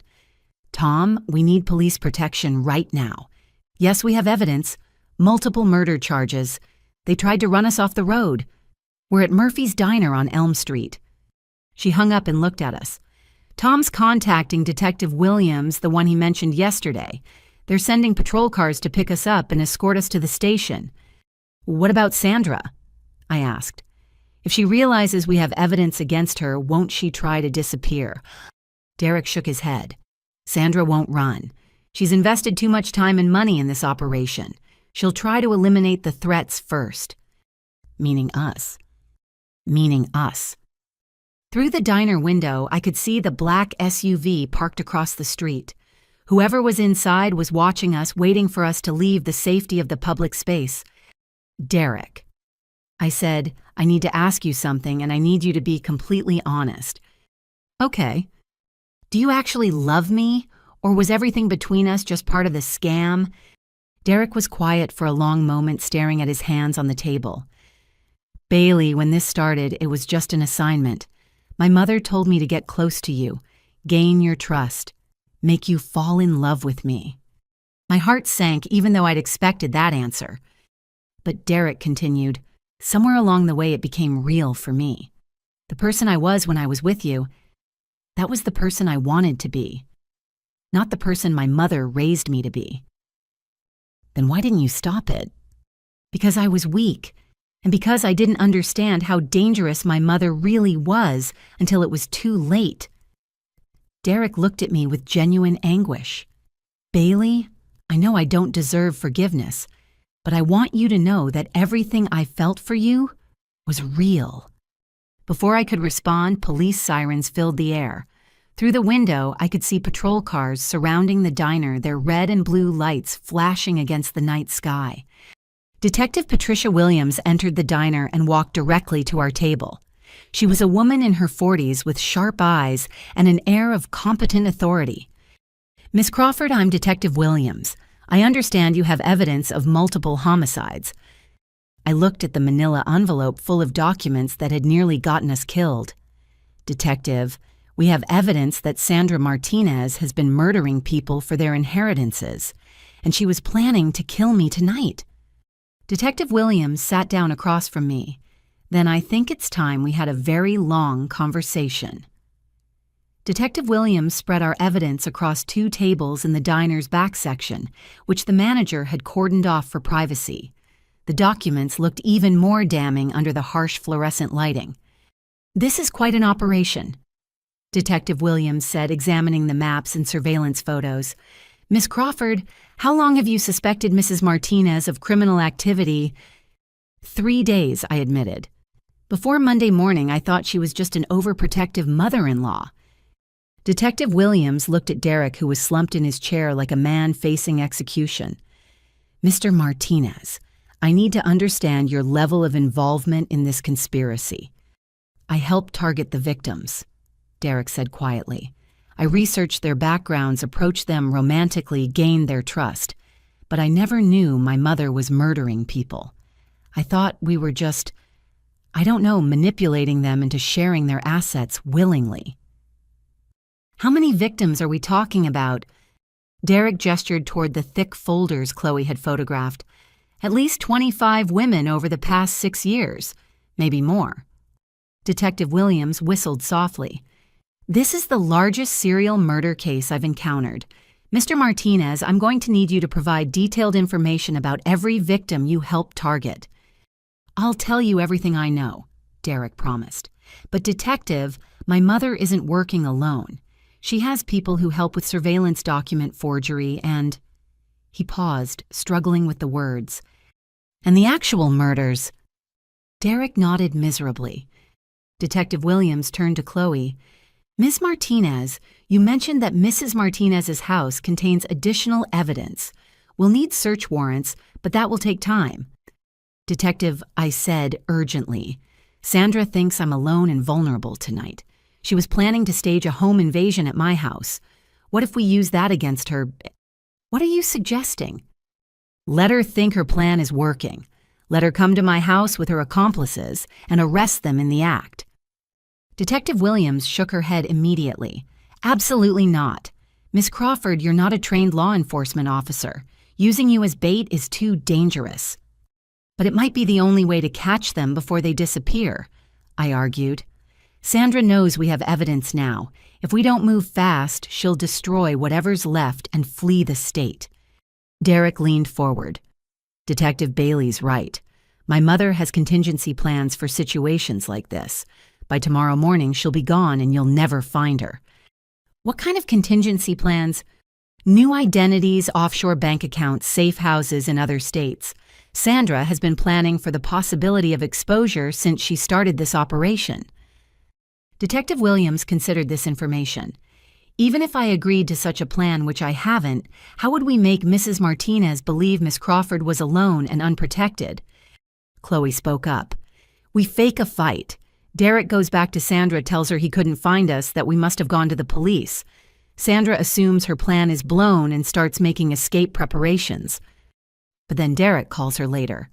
I continued, tells her the police didn't believe us, that I'm home alone and scared. Sandra thinks she has one last chance to eliminate the threat before running. Derek was nodding slowly. That could work. Sandra's ego would make her want to finish the job personally. She spent too much time planning this to let it go. Detective Williams looked skeptical. There are too many variables, too many things that could go wrong. Detective Chloe said, "What's the alternative? Even with the evidence we have proving that Sandra murdered specific people, will take months of investigation. Meanwhile, she disappears and starts over somewhere else. And more women die," I added. Detective Sandra has killed at least 25 people. How many more will die while we're building a court case? Detective Williams was quiet for several minutes, studying the evidence and considering our proposal. Finally, she looked at Derek. Mr. Martinez, if we proceed with this plan, you'll be wearing a wire. Everything your mother says will be recorded and admissible in court. I understand. And if you're lying to us, if this is all an elaborate setup to help your mother escape, I will personally ensure you spend the rest of your life in prison." Derek met her eyes steadily. "Detective, my mother has destroyed my life and the lives of dozens of innocent women. I want to see her stopped more than anyone." Detective Williams made her decision. "All right, here's what we're going to do." For the next 2 hours, we planned what Detective Williams called controlled bait operation. The plan was complex but logical. Derek would return to Sandra, claiming he'd lost track of Chloe and me after we fled her house. He'd tell Sandra that we'd gone to the police but hadn't been believed because our evidence was stolen and therefore inadmissible. Meanwhile, I would return to my house under heavy but concealed police surveillance. Chloe would publicly leave the area, making it appear that I was alone and abandoned by my allies. Then Derek would contact Sandra with inside information that I was home alone, scared and vulnerable. Sandra would presumably move forward with her murder plan, walking directly into a police trap. "The key," Detective Williams explained, "is making Sandra believe she's in control of the situation. Her ego and her investment in this operation will make her take risks she might not normally take." Derek was fitted with sophisticated recording equipment disguised as a watch and shirt buttons. Chloe and I were given police escorts to my house, where Detective Williams showed me the surveillance positions her officers would take. "Miss Crawford, I want to be very clear about something," Detective Williams said as we stood in my living room. "If at any point you feel unsafe, if anything seems wrong, you signal us immediately. Do not try to be heroic. We have enough evidence to arrest Mrs. Martinez for multiple felonies. We don't need to risk your life to add attempted murder to the charges." I nodded, but privately I was determined to see this through.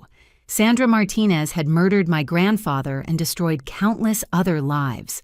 I wanted to look her in the eyes when she realized her reign of terror was over. At midnight, Derek texted me, "She's coming, 20 minutes." I positioned myself in my living room, lights on, curtains open, appearing to be alone and unaware of any danger. Through my window, I could see the shadows where police officers were concealed. At 12:23, Sandra's car pulled into my driveway. But she wasn't alone. 3 other vehicles followed her, parking on my street with their lights off. Detective Williams' voice came through my earpiece. "Miss Crawford, we count 7 individuals approaching your house. More than we anticipated. Be ready to take cover if necessary." My heart was pounding as I watched Sandra approach my front door with 2 men I didn't recognize. They were carrying what looked like tools and cleaning supplies, just as Sandra had mentioned to Derek. The doorbell rang. I approached the door slowly, knowing that everything Sandra said and did from this point forward was being recorded by multiple surveillance devices. "Who is it?" I called out, trying to sound scared and unsure. "Bailey, it's Sandra, Derek's mother. I know you're frightened, dear, but we need to talk." I opened the door and Sandra smiled at me with the same warm expression she'd worn at family dinners. But now I could see the coldness behind her eyes, the calculating predator beneath the motherly facade. "Hello, Sandra," I said. "What brings you by so late?" "I think you know Bailey," Sandra replied, stepping into my foyer uninvited. "I think it's time we finished our conversation from Monday morning." The 2 men followed her inside, and I noticed they were both wearing gloves. Sandra closed the door behind them and turned to me with a smile that made my blood run cold. Sandra's smile widened as she gestured for her companions to spread out through my living room. The taller man, who had graying hair and wore a mechanic's coveralls, positioned himself near the back door. The shorter one, younger with nervous eyes, stayed close to Sandra like a bodyguard. "You know Bailey," Sandra said conversationally, settling herself on my couch, as if she were here for afternoon tea. "I've been thinking about our little misunderstanding on Monday. I realize now that we approached the situation incorrectly." "Oh," I kept my voice steady, remembering Detective Williams' instructions to let Sandra talk as much as possible. "Yes, we were treating this like a business negotiation, when really it's much simpler than that." Sandra's voice remained pleasant, but her eyes were cold as winter. "You have something that belongs to my family. We're here to collect it." The man in coveralls was examining my windows, checking locks and sight lines. professional behavior that made my skin crawl. Sandra, I don't understand what you think belongs to your family. Don't be coy, dear. Your grandfather's company represents years of Derek's emotional investment. Do you have any idea how much time and energy my son put into making you fall in love with him? The casual cruelty of her words hit me like a physical blow, but I forced myself to respond calmly. I thought Derek loved me. Derek is a very good actor, Sandra replied. I trained him well, just like I trained his cousins and his uncle. We're quite the talented family when it comes to winning hearts and accessing bank accounts. Through my earpiece, I heard Detective Williams whisper, "She's admitting to running a family conspiracy. Keep her talking." "How many other women have you targeted?" I asked. Sandra laughed a sound like breaking glass. "Oh, Bailey, you really have no idea how extensive our operation is. Do you—" She gestured to the younger man who pulled out a tablet computer and began showing me photographs.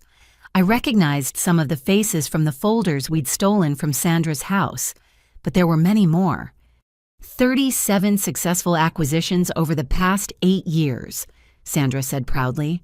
Total value approximately $43 million. Your little inheritance would have been our biggest single score. What happened to all those women? Most of them cooperated eventually. Asset transfers, joint accounts, business partnerships. Really quite civilized. Sandra's tone remained conversational. Of course, some of them were more stubborn. Like Amanda Foster. Sandra's expression didn't change, but something sharp flickered in her eyes. Amanda was unfortunate. She thought she could outsmart us by hiring private investigators. Poor dear had a terrible accident before she could share her findings with anyone. My blood ran cold. Sandra was casually admitting to murder, apparently confident that I wouldn't survive to repeat her words. And my grandfather? Thomas was a lovely man, but quite protective of his assets. We tried the subtle approach first, of course. Derek spent months cultivating your relationship, waiting for the natural opportunity to access your inheritance. Sandra stood up and began pacing around my living room like she owned it. But Thomas started asking questions about Derek's background. He was suspicious, wanted to hire investigators of his own. We couldn't allow that. So you killed him. We helped Thomas along to his natural destination, Sandra corrected with mock sensitivity. The experimental cardiac medication simply accelerated a process that would have happened anyway given his age and health conditions. Through my earpiece, Detective Williams said grimly, "We have her confession to multiple murders. Signal us when you're ready to end this." But Sandra wasn't finished talking. She seemed to be enjoying herself, finally able to share the scope of her accomplishments with someone who could appreciate them. "You know, Bailey, what we've built here is really quite remarkable. A multi-generational, multi-state inheritance recovery operation. My late husband started it 20 years ago, targeting elderly widows in Nevada. When he died, I expanded the business model." "Business model," I repeated numbly. "Absolutely. We identify recent inheritances through public records research. The beneficiaries for emotional vulnerabilities deploy appropriate family members to establish romantic relationships and facilitate asset transfers through legal or extra-legal means." The man in coveralls finished his inspection and nodded to Sandra. "House is secure. No immediate neighbors visible." "Excellent." Sandra turned back to me with renewed focus. "Now then, Bailey, let's discuss your options." "My options?" "You can sign over controlling interest in Dataflow Solutions to Derek effective immediately.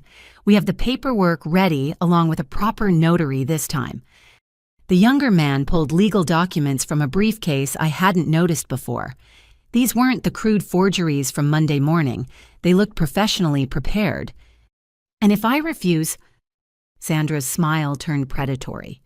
"Then I'm afraid you'll be the victim of a tragic home invasion. Young widow living alone in her deceased grandfather's house, surprised by burglars looking for valuables. These things happen all the time. People will suspect Derek. Derek will be devastated, of course. He'll inherit everything as your loving husband, but he'll be too grief-stricken to make any major financial decisions for quite some time. Eventually, he'll recover and perhaps relocate to start fresh somewhere new. The casual way she discussed my murder made it clear this wasn't Sandra's first time delivering this speech. How many other women had sat in their living rooms listening to Sandra explain how their deaths would be staged? What if I scream? What if the neighbors hear? Bailey, dear, it's nearly 1 o'clock in the morning. Your nearest neighbor is 200 feet away with their bedroom on the opposite side of their house. And Frank here, she gestured to the man in coveralls, is very good at keeping things quiet. Frank smiled and I noticed he was missing several teeth. When he spoke, his voice was like gravel. Won't hurt a bit if you cooperate, lady. Quick and clean. How many people have you killed, Frank? Frank looked to Sandra for permission to answer. She nodded. Counting tonight. This'll be number 14 for me personally. But the family's got other specialists for different situations. The family... Sandra beamed with pride. Oh yes, Bailey. This is very much a family business. Derek has 3 male cousins who handle romantic targeting. His sister Emma specializes in befriending elderly women.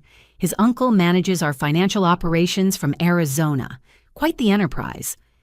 My mind reeled at the scope of what Sandra was describing. This wasn't just a small-time fraud operation. This was organized crime spanning multiple states and involving dozens of family members.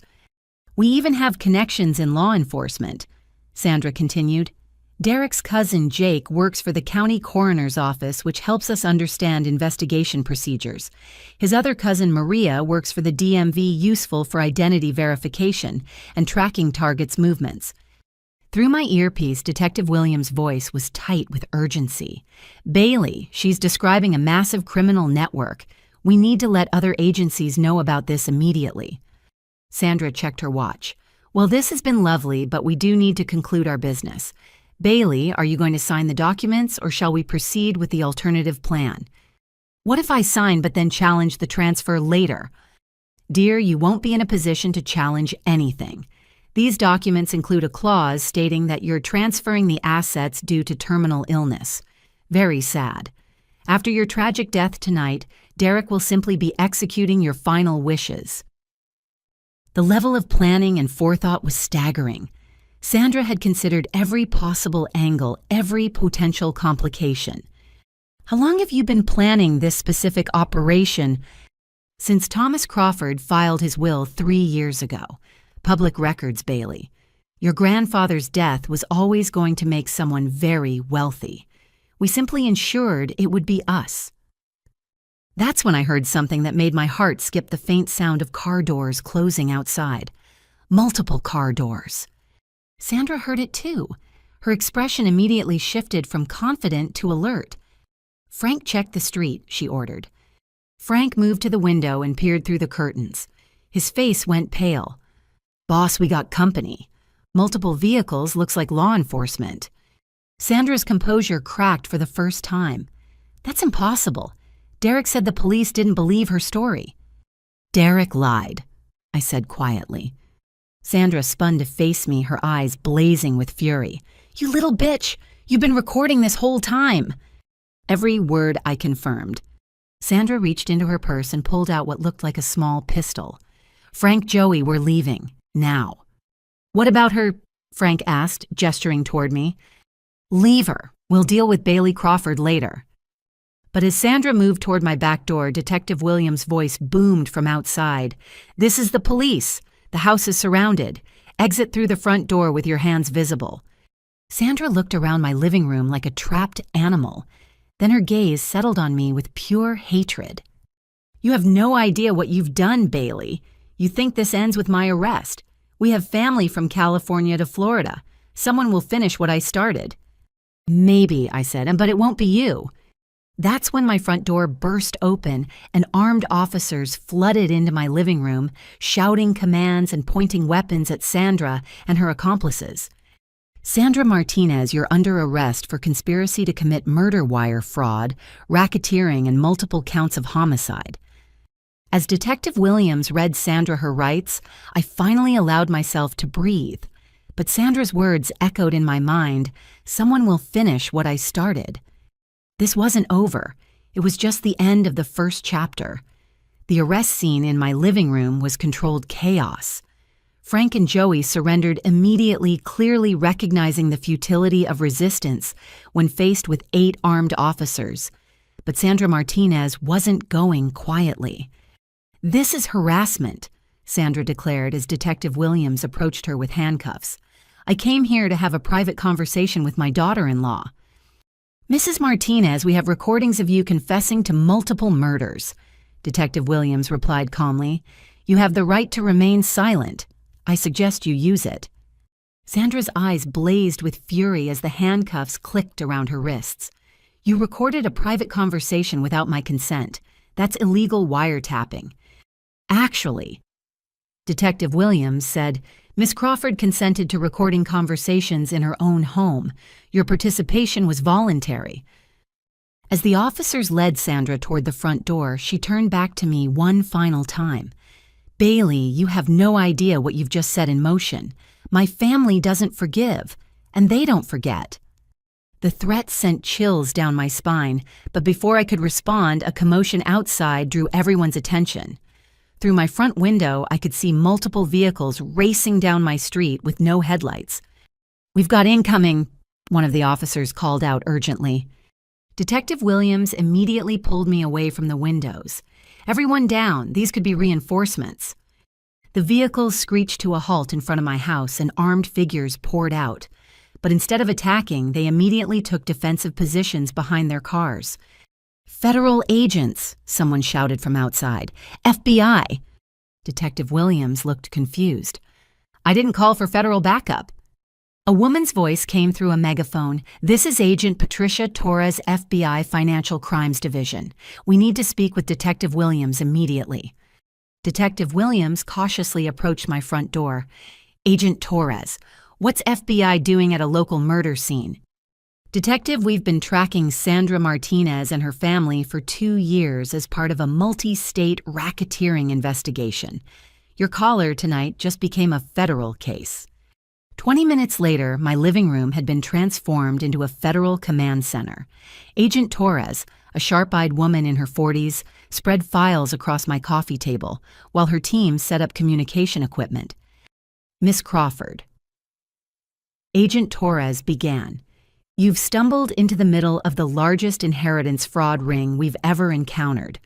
The Martinez family has been operating across 7 states with connections to organized crime families in 3 major cities." I stared at the FBI files, recognizing some of the victim photographs, but seeing many I'd never encountered. "How many victims are we talking about?" "Confirmed 63 women over the past 12 years. Estimated total theft $87 million. Confirmed murders, 21 victims." The numbers were staggering. What I'd thought was a local criminal operation was actually a massive conspiracy, spanning multiple states and involving dozens of conspirators. Agent Torres, Detective Williams, said, "How long has the Bureau been investigating this family?" "Since 2022, when financial irregularities flagged unusual inheritance transfer patterns in Nevada. We've been building a RICO case, but Sandra Martinez has been careful to keep her hands clean of direct evidence." Agent Torres opened another file. "Until tonight. Miss Crawford, the recordings you helped us obtain contain direct confessions to multiple felonies. Sandra Martinez just handed us everything we need to dismantle their entire operation." "What about the threats she made?" I asked. "About family members finishing what she started?" Agent Torres' expression grew serious. "That's why we're here. The Martinez family has approximately 40 known associates across multiple states. Now that Sandra's been arrested, they'll either scatter to avoid prosecution or come after me for revenge," I finished. "Exactly. Miss Crawford, we're going to need your cooperation in a federal witness protection program while we round up the rest of the organization." My head was spinning. Witness protection. For how long? Could be months. Could be longer. This is a complex operation that's going to take time to fully unravel. Detective Williams cleared her throat. "Agent Torres, what about Derek Martinez? He's currently cooperating with our investigation." Derek Martinez is in federal custody as of 20 minutes ago, Agent Torres replied. We arrested him when he left Sandra's house to return home. He's looking at serious federal charges, but his cooperation tonight may help with plea negotiations. The reality was sinking in. My marriage was definitely over. My normal life was indefinitely suspended, and I was now a federal witness in a massive organized crime case. Agent Torres. I said, there's something else you should know. Sandra mentioned that Derek has cousins working in law enforcement and government offices. Jake at the coroner's office, Maria at the DMV. How deep does this corruption go? Agent Torres exchanged glances with her team members. That's what we're trying to determine. We suspect the Martinez family has been placing relatives in strategic positions throughout the region, giving them access to confidential records and advance warning of investigations. Which means they might know about tonight's arrests already, Detective Williams observed. Precisely. Miss Crawford, I need you to pack a bag. We're relocating you to a secure location tonight. As I gathered essential belongings from my bedroom, I could hear Agent Torres coordinating with teams across multiple states. The scope of the operation was breathtaking. Simultaneous raids were being conducted in California, Nevada, Arizona, and New Mexico. When I returned to my living room, Agent Torres was on the phone with what sounded like the U.S. Attorney's Office. Yes, we have the primary witness secured. Multiple confessions recorded. RICO charges are definitely supported by the evidence. No, she's not injured, just shaken up. She hung up and turned to me. Miss Crawford, I want you to understand the significance of what happened here tonight. Your courage in cooperating with this investigation has potentially saved dozens of lives and helped us break up one of the most sophisticated inheritance fraud rings in U.S. history. I just wanted to protect my grandfather's company, I said quietly. You've done much more than that. You've given justice to 21 murder victims and prevented countless future crimes. As we prepared to leave my house, I took one last look around the home where I'd thought I was building a happy marriage. Instead, I'd uncovered a criminal conspiracy that had destroyed dozens of families. Agent Torres, will I ever be able to come back here? Yes, Miss Crawford. Once we've arrested the key family members and dismantled their network, you'll be able to return to your normal life. Your grandfather's company will be waiting for you. As we walked to the federal vehicles, I realized that Sandra Martinez had been wrong about one crucial thing. She told Derek that Hearts don't pay bills, but Data Flow Solutions was worth $15 million, precisely because my grandfather had built it with integrity and love. Sandra's operation was built on greed and violence, which made it powerful but also fragile. Once exposed, it would collapse quickly. My grandfather's legacy, built on trust and genuine relationships, would endure long after Sandra Martinez was forgotten in a federal prison cell. The federal safe house was a modest ranch-style home in suburban Sacramento, unremarkable except for the sophisticated security system and the 2 agents who took shifts monitoring the perimeter. For the first week, I felt like I was living in a movie, constantly looking over my shoulder and jumping at unexpected sounds. Agent Torres visited daily with updates on the investigation. The scope of arrests was staggering. We've taken 37 family members and associates into custody across 6 states. She reported on Thursday morning. The cooperation has been remarkable. Once people realize Sandra was recording their conversations for insurance purposes, they're very eager to make deals. Sandra was recording her own accomplices extensively. We found hundreds of hours of audio and video files in her house documenting everything from murder planning to money laundering operations. Sandra Martinez kept records like a corporate accountant. I shook my head in amazement. She was so paranoid about evidence against her that she created evidence against everyone else. Exactly. And Derek has been invaluable in interpreting the family's operational procedures. He's providing details about cases going back 8 years.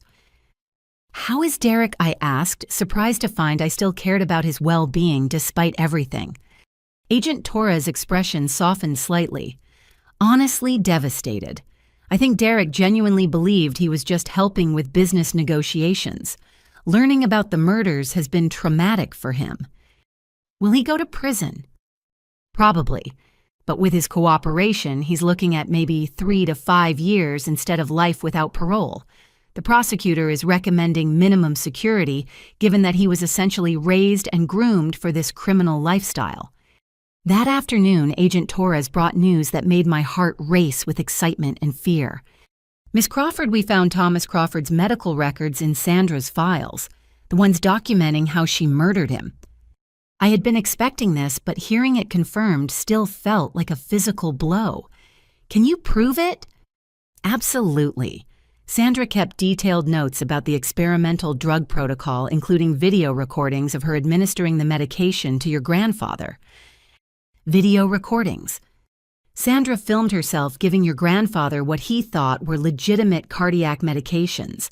She was apparently documenting the process for future reference. The videos show clear premeditation and deliberate murder. I closed my eyes trying to process the horror of Sandra coldly documenting my grandfather's murder, like it was a science experiment. There's more, Agent Torres continued gently. We also have evidence that Sandra burglarized your grandfather's house after his death, looking for additional financial information. She was planning this operation for months before his actual death.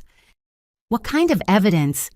Agent Torres pulled out a tablet and showed me security footage from a house across the street from my grandfather's home.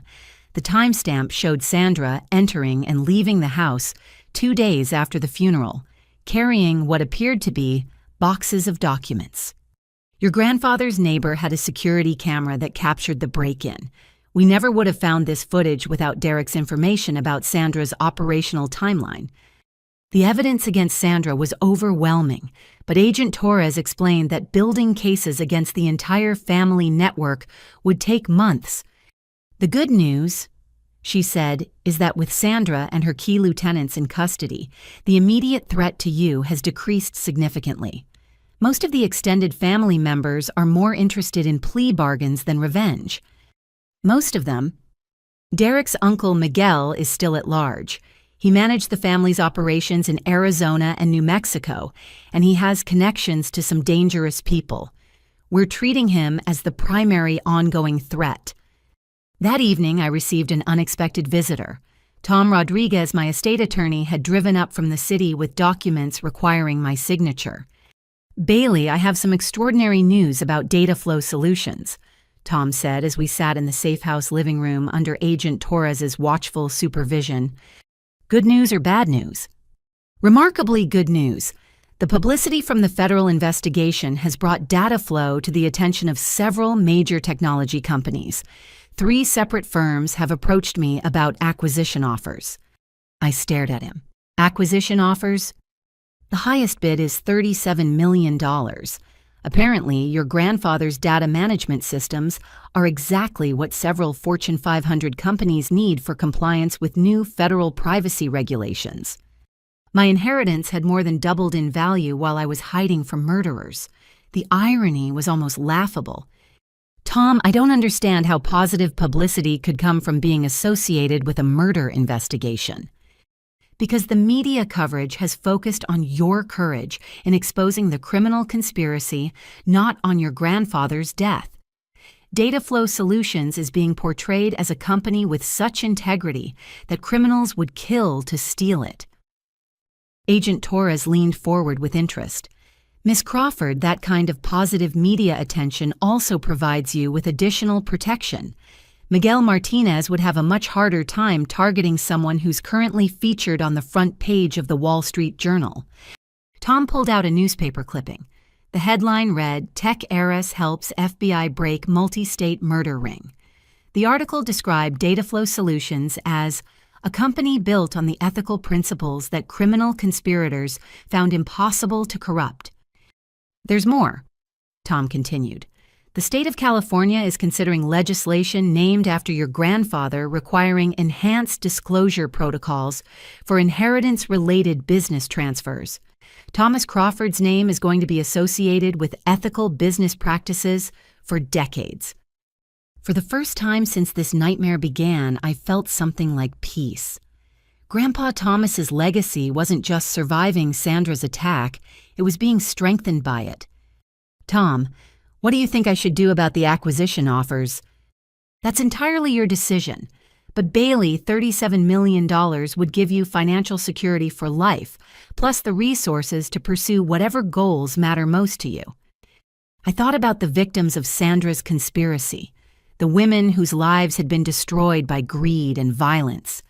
What if I used some of that money to help the other victims? Rebecca Chen lost her restaurants. Christine Walsh lost her antique shop.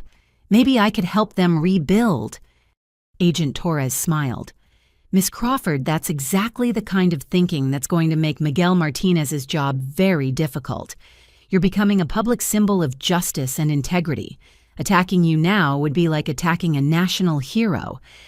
That night, as I lay in the unfamiliar bedroom of the safe house, I realized that Sandra Martinez had fundamentally misunderstood the nature of real wealth. She'd thought $15 million was the prize, but the actual treasure was the integrity and courage that wealth represented. My grandfather hadn't just left me money. He'd left me the wisdom to recognize true love from manipulation, the strength to fight injustice, and the resources to help others do the same. Sandra's criminal empire was built on exploitation and fear. It was powerful but brittle, impressive but temporary.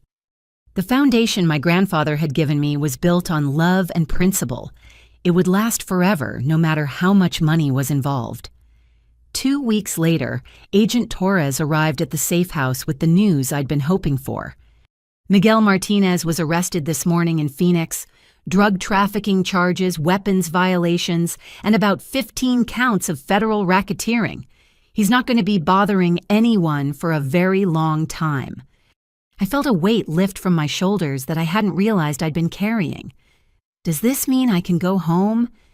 It means the immediate danger is over. But Bailey, I want you to consider staying in protective custody for another few weeks while we finalize the prosecution cases.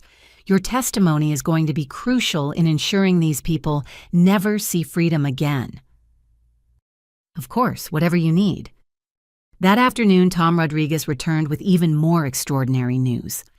Bailey, the acquisition offers have increased. Dataflow Solutions is now valued at $42 million, and 3 companies are engaged in a bidding war. Why do they want it so badly? Because your grandfather's systems are apparently 20 years ahead of current industry standards. The privacy protection protocols he developed are exactly what companies need to comply with evolving federal regulations. Tom spread financial documents across the safe house dining table. But there's another option you should consider. Instead of selling Dataflow, what if you expanded it?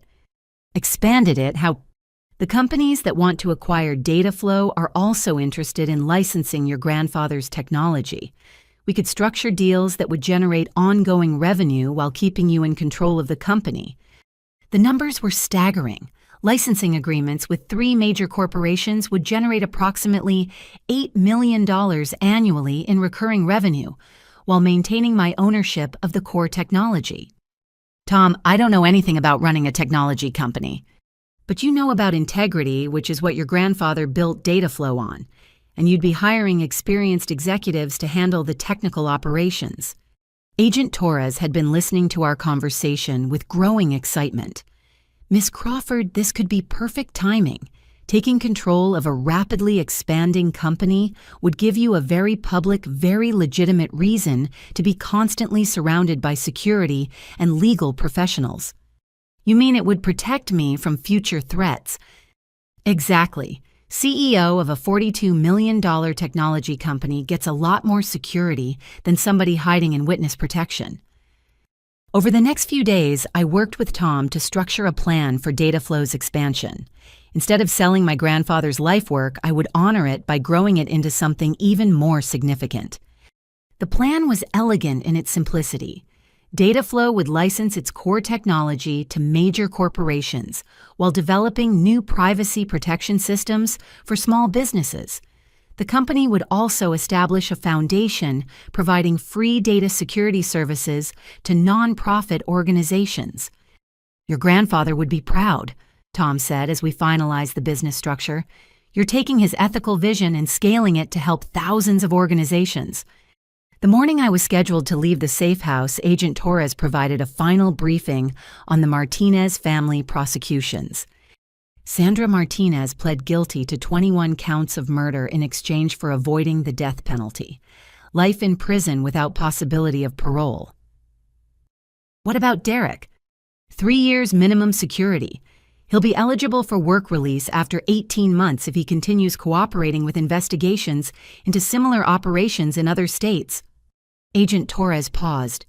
Bailey Derek asked me to give you a message. What message? He said to tell you that loving you was the only real thing in his life, and that he's grateful you helped him find the courage to do the right thing. I felt a stab of sadness for what Derek and I might have been if we'd met under different circumstances, but I also felt grateful that our relationship, however fraudulent its beginning, had ultimately led to justice for so many victims. When I finally returned to my house, it felt like coming back to a different world. The place where Sandra Martinez had threatened my life was now the headquarters of a rapidly expanding technology company.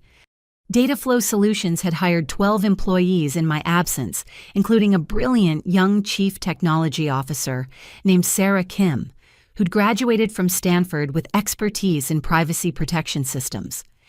Miss Crawford. Sarah said during my first day back, "Your grandfather's work is absolutely revolutionary. We're fielding calls from companies across the country who want to implement his data security protocols."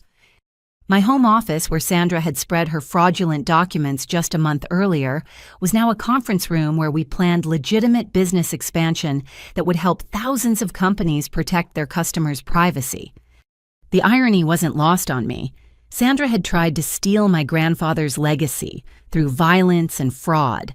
Instead, her crimes had brought that legacy to national attention and created opportunities for growth beyond anything Grandpa Thomas had imagined. That evening, I sat in the same kitchen where Sandra had threatened me with fake notary documents, but now the counter was covered with real legal agreements worth tens of millions of dollars, all designed to honor my grandfather's vision of ethical technology. Chloe joined me for dinner, bringing wine and updates on her investigative reporting. Bailey the Herald is nominating my series on the Martinez family for a Pulitzer Prize. 25,000 words documenting the entire conspiracy, from Thomas Crawford's murder through Miguel Martinez's arrest. That's incredible, Chloe. You deserve every award they give you. I couldn't have done it without your courage, Chloe replied. But Bailey, there's something else. Several other newspapers want to interview you about starting over after surviving organized crime targeting. I considered this. What kind of interviews? The kind where you talk about how surviving betrayal and violence led you to build something positive. Your story could help other women who've been targeted by similar schemes. Looking around my kitchen, I realized that Dataflow Solutions had become much more than a profitable business. It had become a symbol of how ethical principles could triumph over criminal greed, how love and integrity could overcome violence and manipulation. Chloe, I said, let's do those interviews. If my story can help other women recognize and escape from predatory relationships, then everything that happened with Sandra and Derek will have served a purpose. As we planned my media appearances, I felt my grandfather's presence more strongly than I had since his death. He'd given me the tools to recognize true love from manipulation, the courage to fight injustice, and the wisdom to build something lasting from tragedy. Dataflow Solutions was no longer just Thomas Crawford's legacy. It was becoming Bailey Crawford's contribution to a world where technology served justice instead of greed. 6 months after Sandra's arrest, I was standing in the Dataflow Solutions headquarters, a gleaming office building we'd leased in downtown Sacramento. The company now employed 47 people and had contracts with major corporations across 3 continents. Miss Crawford, Sarah Kim. said approaching my office with a stack of patent applications. The European Union wants to implement our privacy protocols as the standard for all member nations. I shook my head in amazement. Grandpa Thomas always said his systems were ahead of their time. I don't think even he imagined they'd become international standards. As I reviewed the patent documents, my assistant knocked on the office door. "Bailey, there's someone here to see you. He doesn't have an appointment, but he says it's personal." Through my office window, I could see a man in the lobby who looked familiar. When I realized who it was, my heart started racing. Derek Martinez stood near the reception desk wearing a simple gray suit and looking nervous. He was thinner than I remembered, and his face showed the strain of everything that had happened. "Should I call security?" my assistant asked. "No," I said after a moment's consideration. "Send him to conference room B. I'll meet him there in 5 minutes." As I walked toward the conference room, I tried to process the mix of emotions Derek's appearance had triggered: anger, sadness, curiosity, and something that might have been relief that he was alive and apparently well. Derek stood when I entered the room, his hands clasped nervously in front of him. "Bailey," he said quietly, "thank you for seeing me. I wasn't sure you would." "Derek," I kept my voice neutral and stayed near the door. "I thought you were in federal prison." "Work release program. I've been living in a halfway house in San Francisco working for a nonprofit that helps fraud victims navigate financial recovery." The irony was striking. Derek was now helping the same type of people his family had victimized. "How did you know where to find me?" "Your business success has been in all the papers," Derek said with a slight smile. "Dataflow Solutions, the integrity-driven technology company that's revolutionizing data privacy. I'm proud of what you've built." "Derek, why are you here?" Derek sat down and gestured for me to join him, but I remained standing. "I wanted to apologize, not just for what my family did to you, but for what I did. I wanted to tell you that every day since my arrest, I've regretted not being strong enough to stop my mother before she hurt so many people." "You were raised in that environment," I said. "I understand that you didn't choose it. But I chose to go along with it when I was old enough to know better." Derek's voice was heavy with genuine remorse. "Bailey, I participated in targeting women whose only crime was inheriting money from people they loved. I helped destroy lives." "You also helped stop it," I pointed out. "Your testimony put your entire family in prison and saved other women from becoming victims." Derek nodded sadly. "The counselors at the facility say that's important for my rehabilitation, but it doesn't change the fact that I spent months lying to you, manipulating your emotions, planning to steal your inheritance." We sat in silence for several moments. Through the conference room windows, I could see my employees working on projects that would help protect millions of people's private information. "Derek," I said finally, "I need to ask you something, and I need you to be completely honest." "Anything." "When you said you loved me, was any of that real?" Derek's composure cracked slightly. "Bailey, that's the question that's been tearing me apart for months. When this started, it was absolutely an assignment. My mother trained me to identify and exploit emotional vulnerabilities in wealthy women." He paused, struggling with the words. "But somewhere along the way, pretending to love you became the most honest thing I'd ever done. The person I was when I was with you was the person I wanted to be, not the person my family had made me." "That doesn't answer my question." Derek met my eyes directly. "Yes, Bailey, I loved you. I still love you, which makes what I did even more unforgivable." Before I could respond, there was a knock on the conference room door. Agent Torres entered, her expression professional but concerned. "Miss Crawford, I hope I'm not interrupting, but when we saw Derek Martinez enter the building, we wanted to make sure everything was all right." "Agent Torres," Derek said, standing immediately. "I have permission to be here. I filed the proper notifications with my case officer." "I know, Mr. Martinez. We've been tracking your movements as part of your work release conditions." Agent Torres looked at me. "Bailey, I wanted to make sure you were comfortable with this meeting." "I'm fine," I said. "Derek, you should know that Agent Torres has become a friend over the past few months." Derek nodded. Agent Torres, I want you to know that I'm not here to ask Bailey for anything. I just wanted to apologize and tell her that I'm proud of what she's accomplished. Agent Torres studied Derek's expression carefully. Mr. Martinez, your rehabilitation progress has been exemplary. Your work with fraud victims has helped dozens of families recover assets they thought were lost forever. It's the least I can do, Derek replied. Agent Torres turned to me. Bailey, there's something else Derek should know. We've been keeping an eye on him not just because of his work release conditions, but because we've been considering offering him a position with the Bureau. My eyebrows shot up in surprise. Derek looked equally stunned. Agent Torres, Derek said slowly, I don't understand. Derek, your understanding of inheritance fraud operations is unparalleled. Your family's methodology was so sophisticated that we believe similar operations are active in other parts of the country. We need someone who understands how these criminals think and operate. Derek stared at her. You want me to become an FBI agent? We want you to become a consultant who helps us identify and stop inheritance fraud rings before they claim more victims. The work would be similar to what you're doing now, but with federal resources and authority. I found myself speaking before I'd consciously decided to. Derek, that's incredible. You could help prevent other families from going through what my grandfather and I experienced. Derek looked at me with an expression I couldn't quite read. Bailey, would you be comfortable with me working in law enforcement? Given our history, I thought about it carefully. Derek, what your family did was terrible. But your cooperation helped bring them to justice and save other women's lives.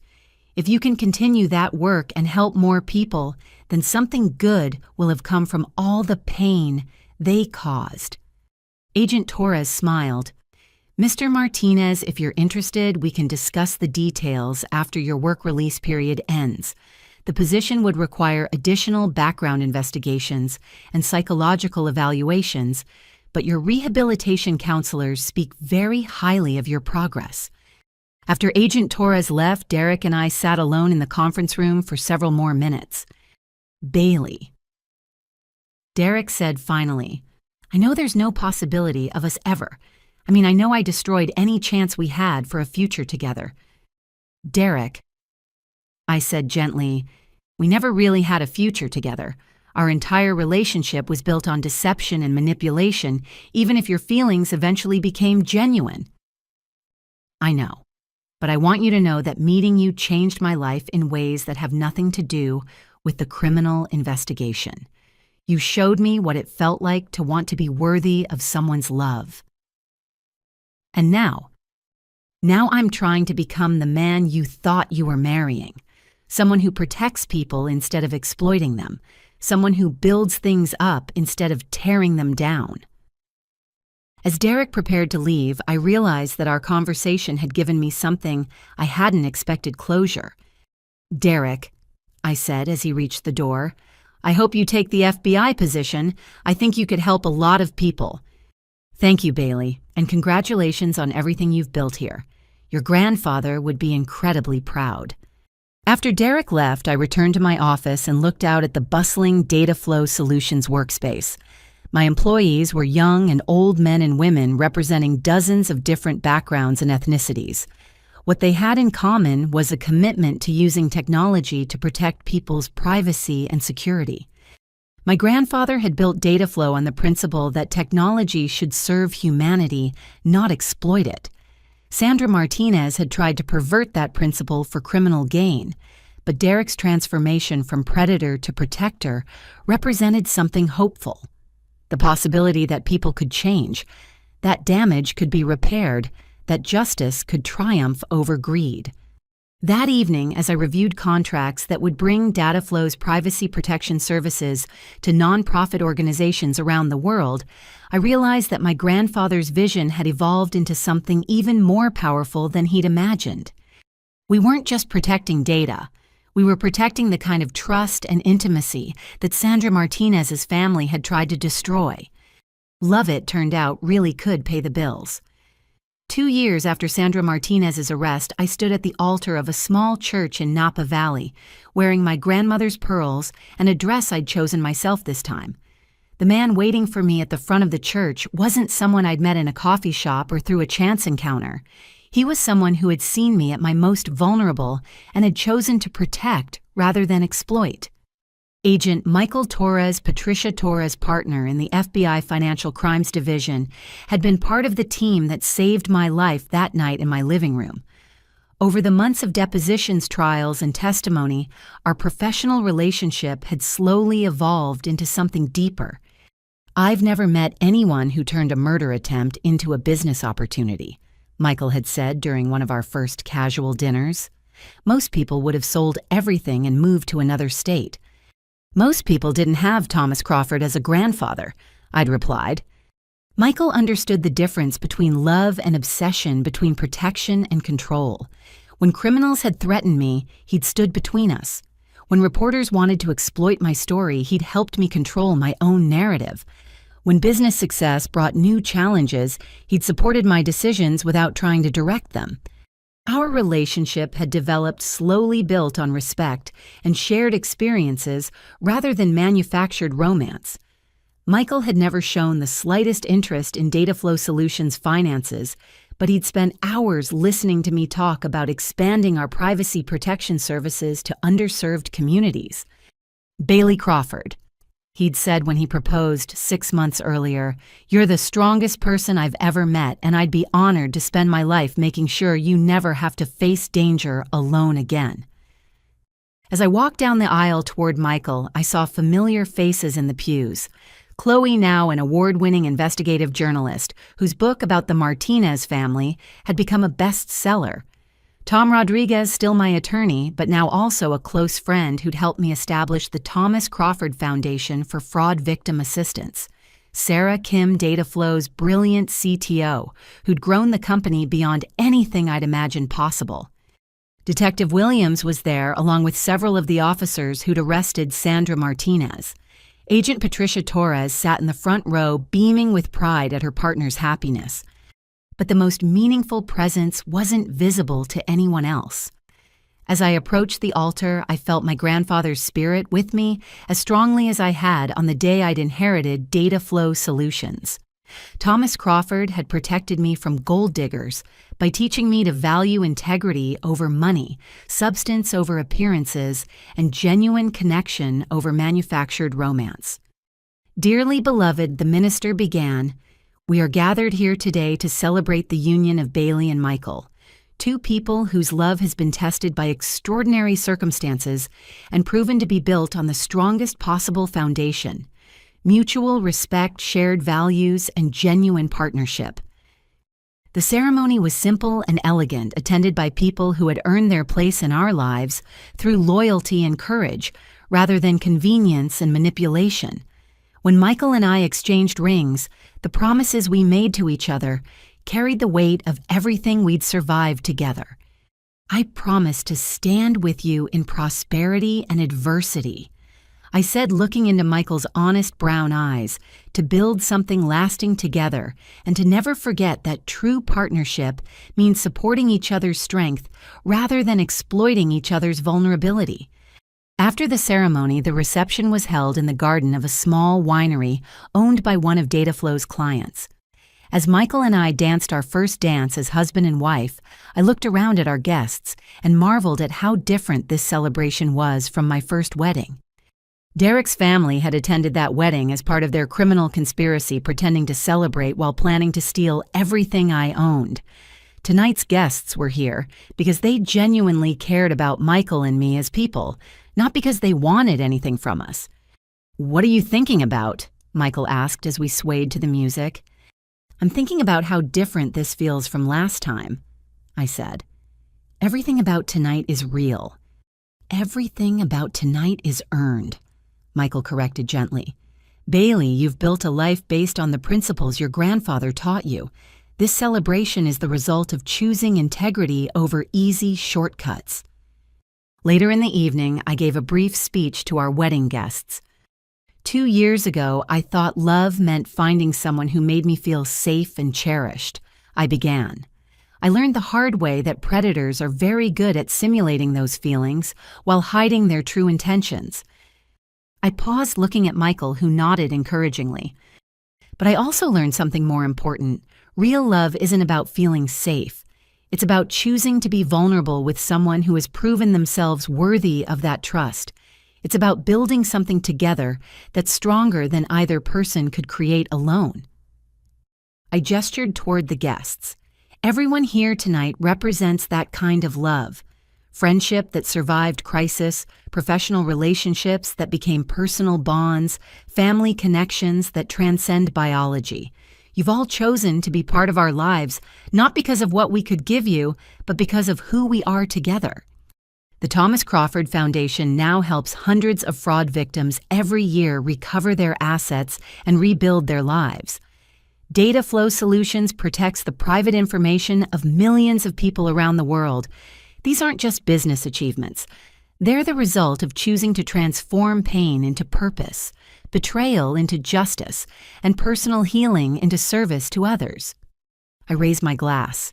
My grandfather always said that the best revenge against people who try to destroy you is to build something so beautiful and lasting that their destructive efforts become footnotes in your success story.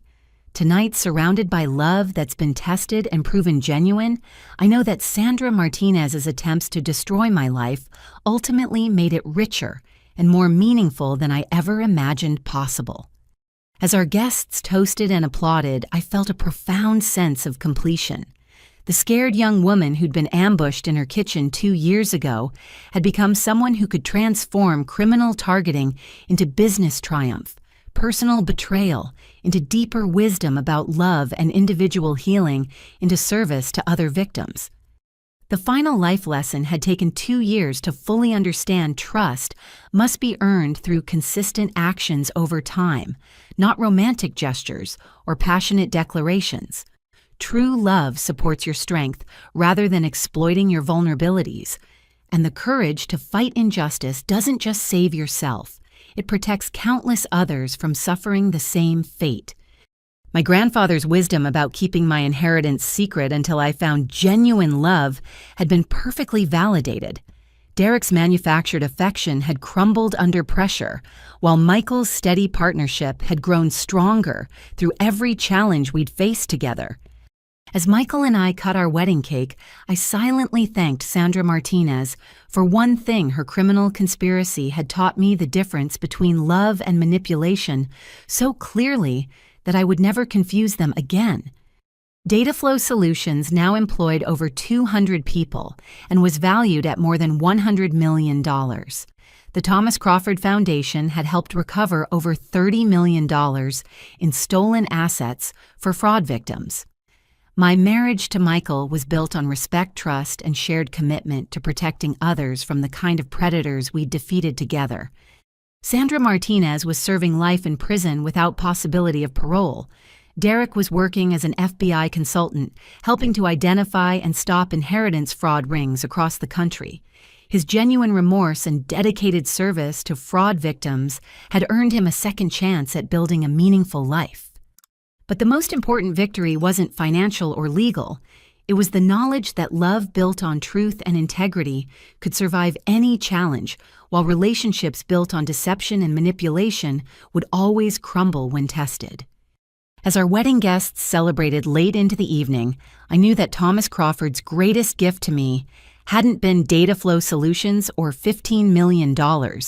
His greatest gift had been teaching me to recognize and choose authentic love over beautiful lies. Standing in Michael's arms, surrounded by people who had proven their loyalty through crisis and commitment, I finally understood what my grandfather had meant when he'd said, "I would know when someone loved me for who I was rather than what I owned." Real love didn't just accept my strength and independence, it celebrated and supported those qualities. Real love didn't try to access my resources. It helped me use those resources to make the world better for other people. And real love, once found and nurtured, was worth more than any inheritance could ever be.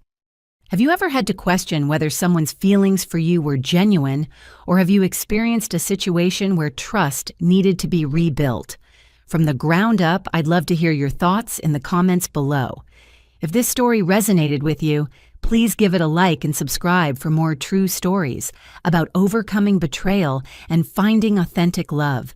And please share this with anyone who might need to hear that surviving deception can lead to discovering genuine connection. Thank you for listening to my journey, and I hope my experience helps you recognize and cherish the real love in your own life. Now then, Bailey, let's discuss your inheritance one more time.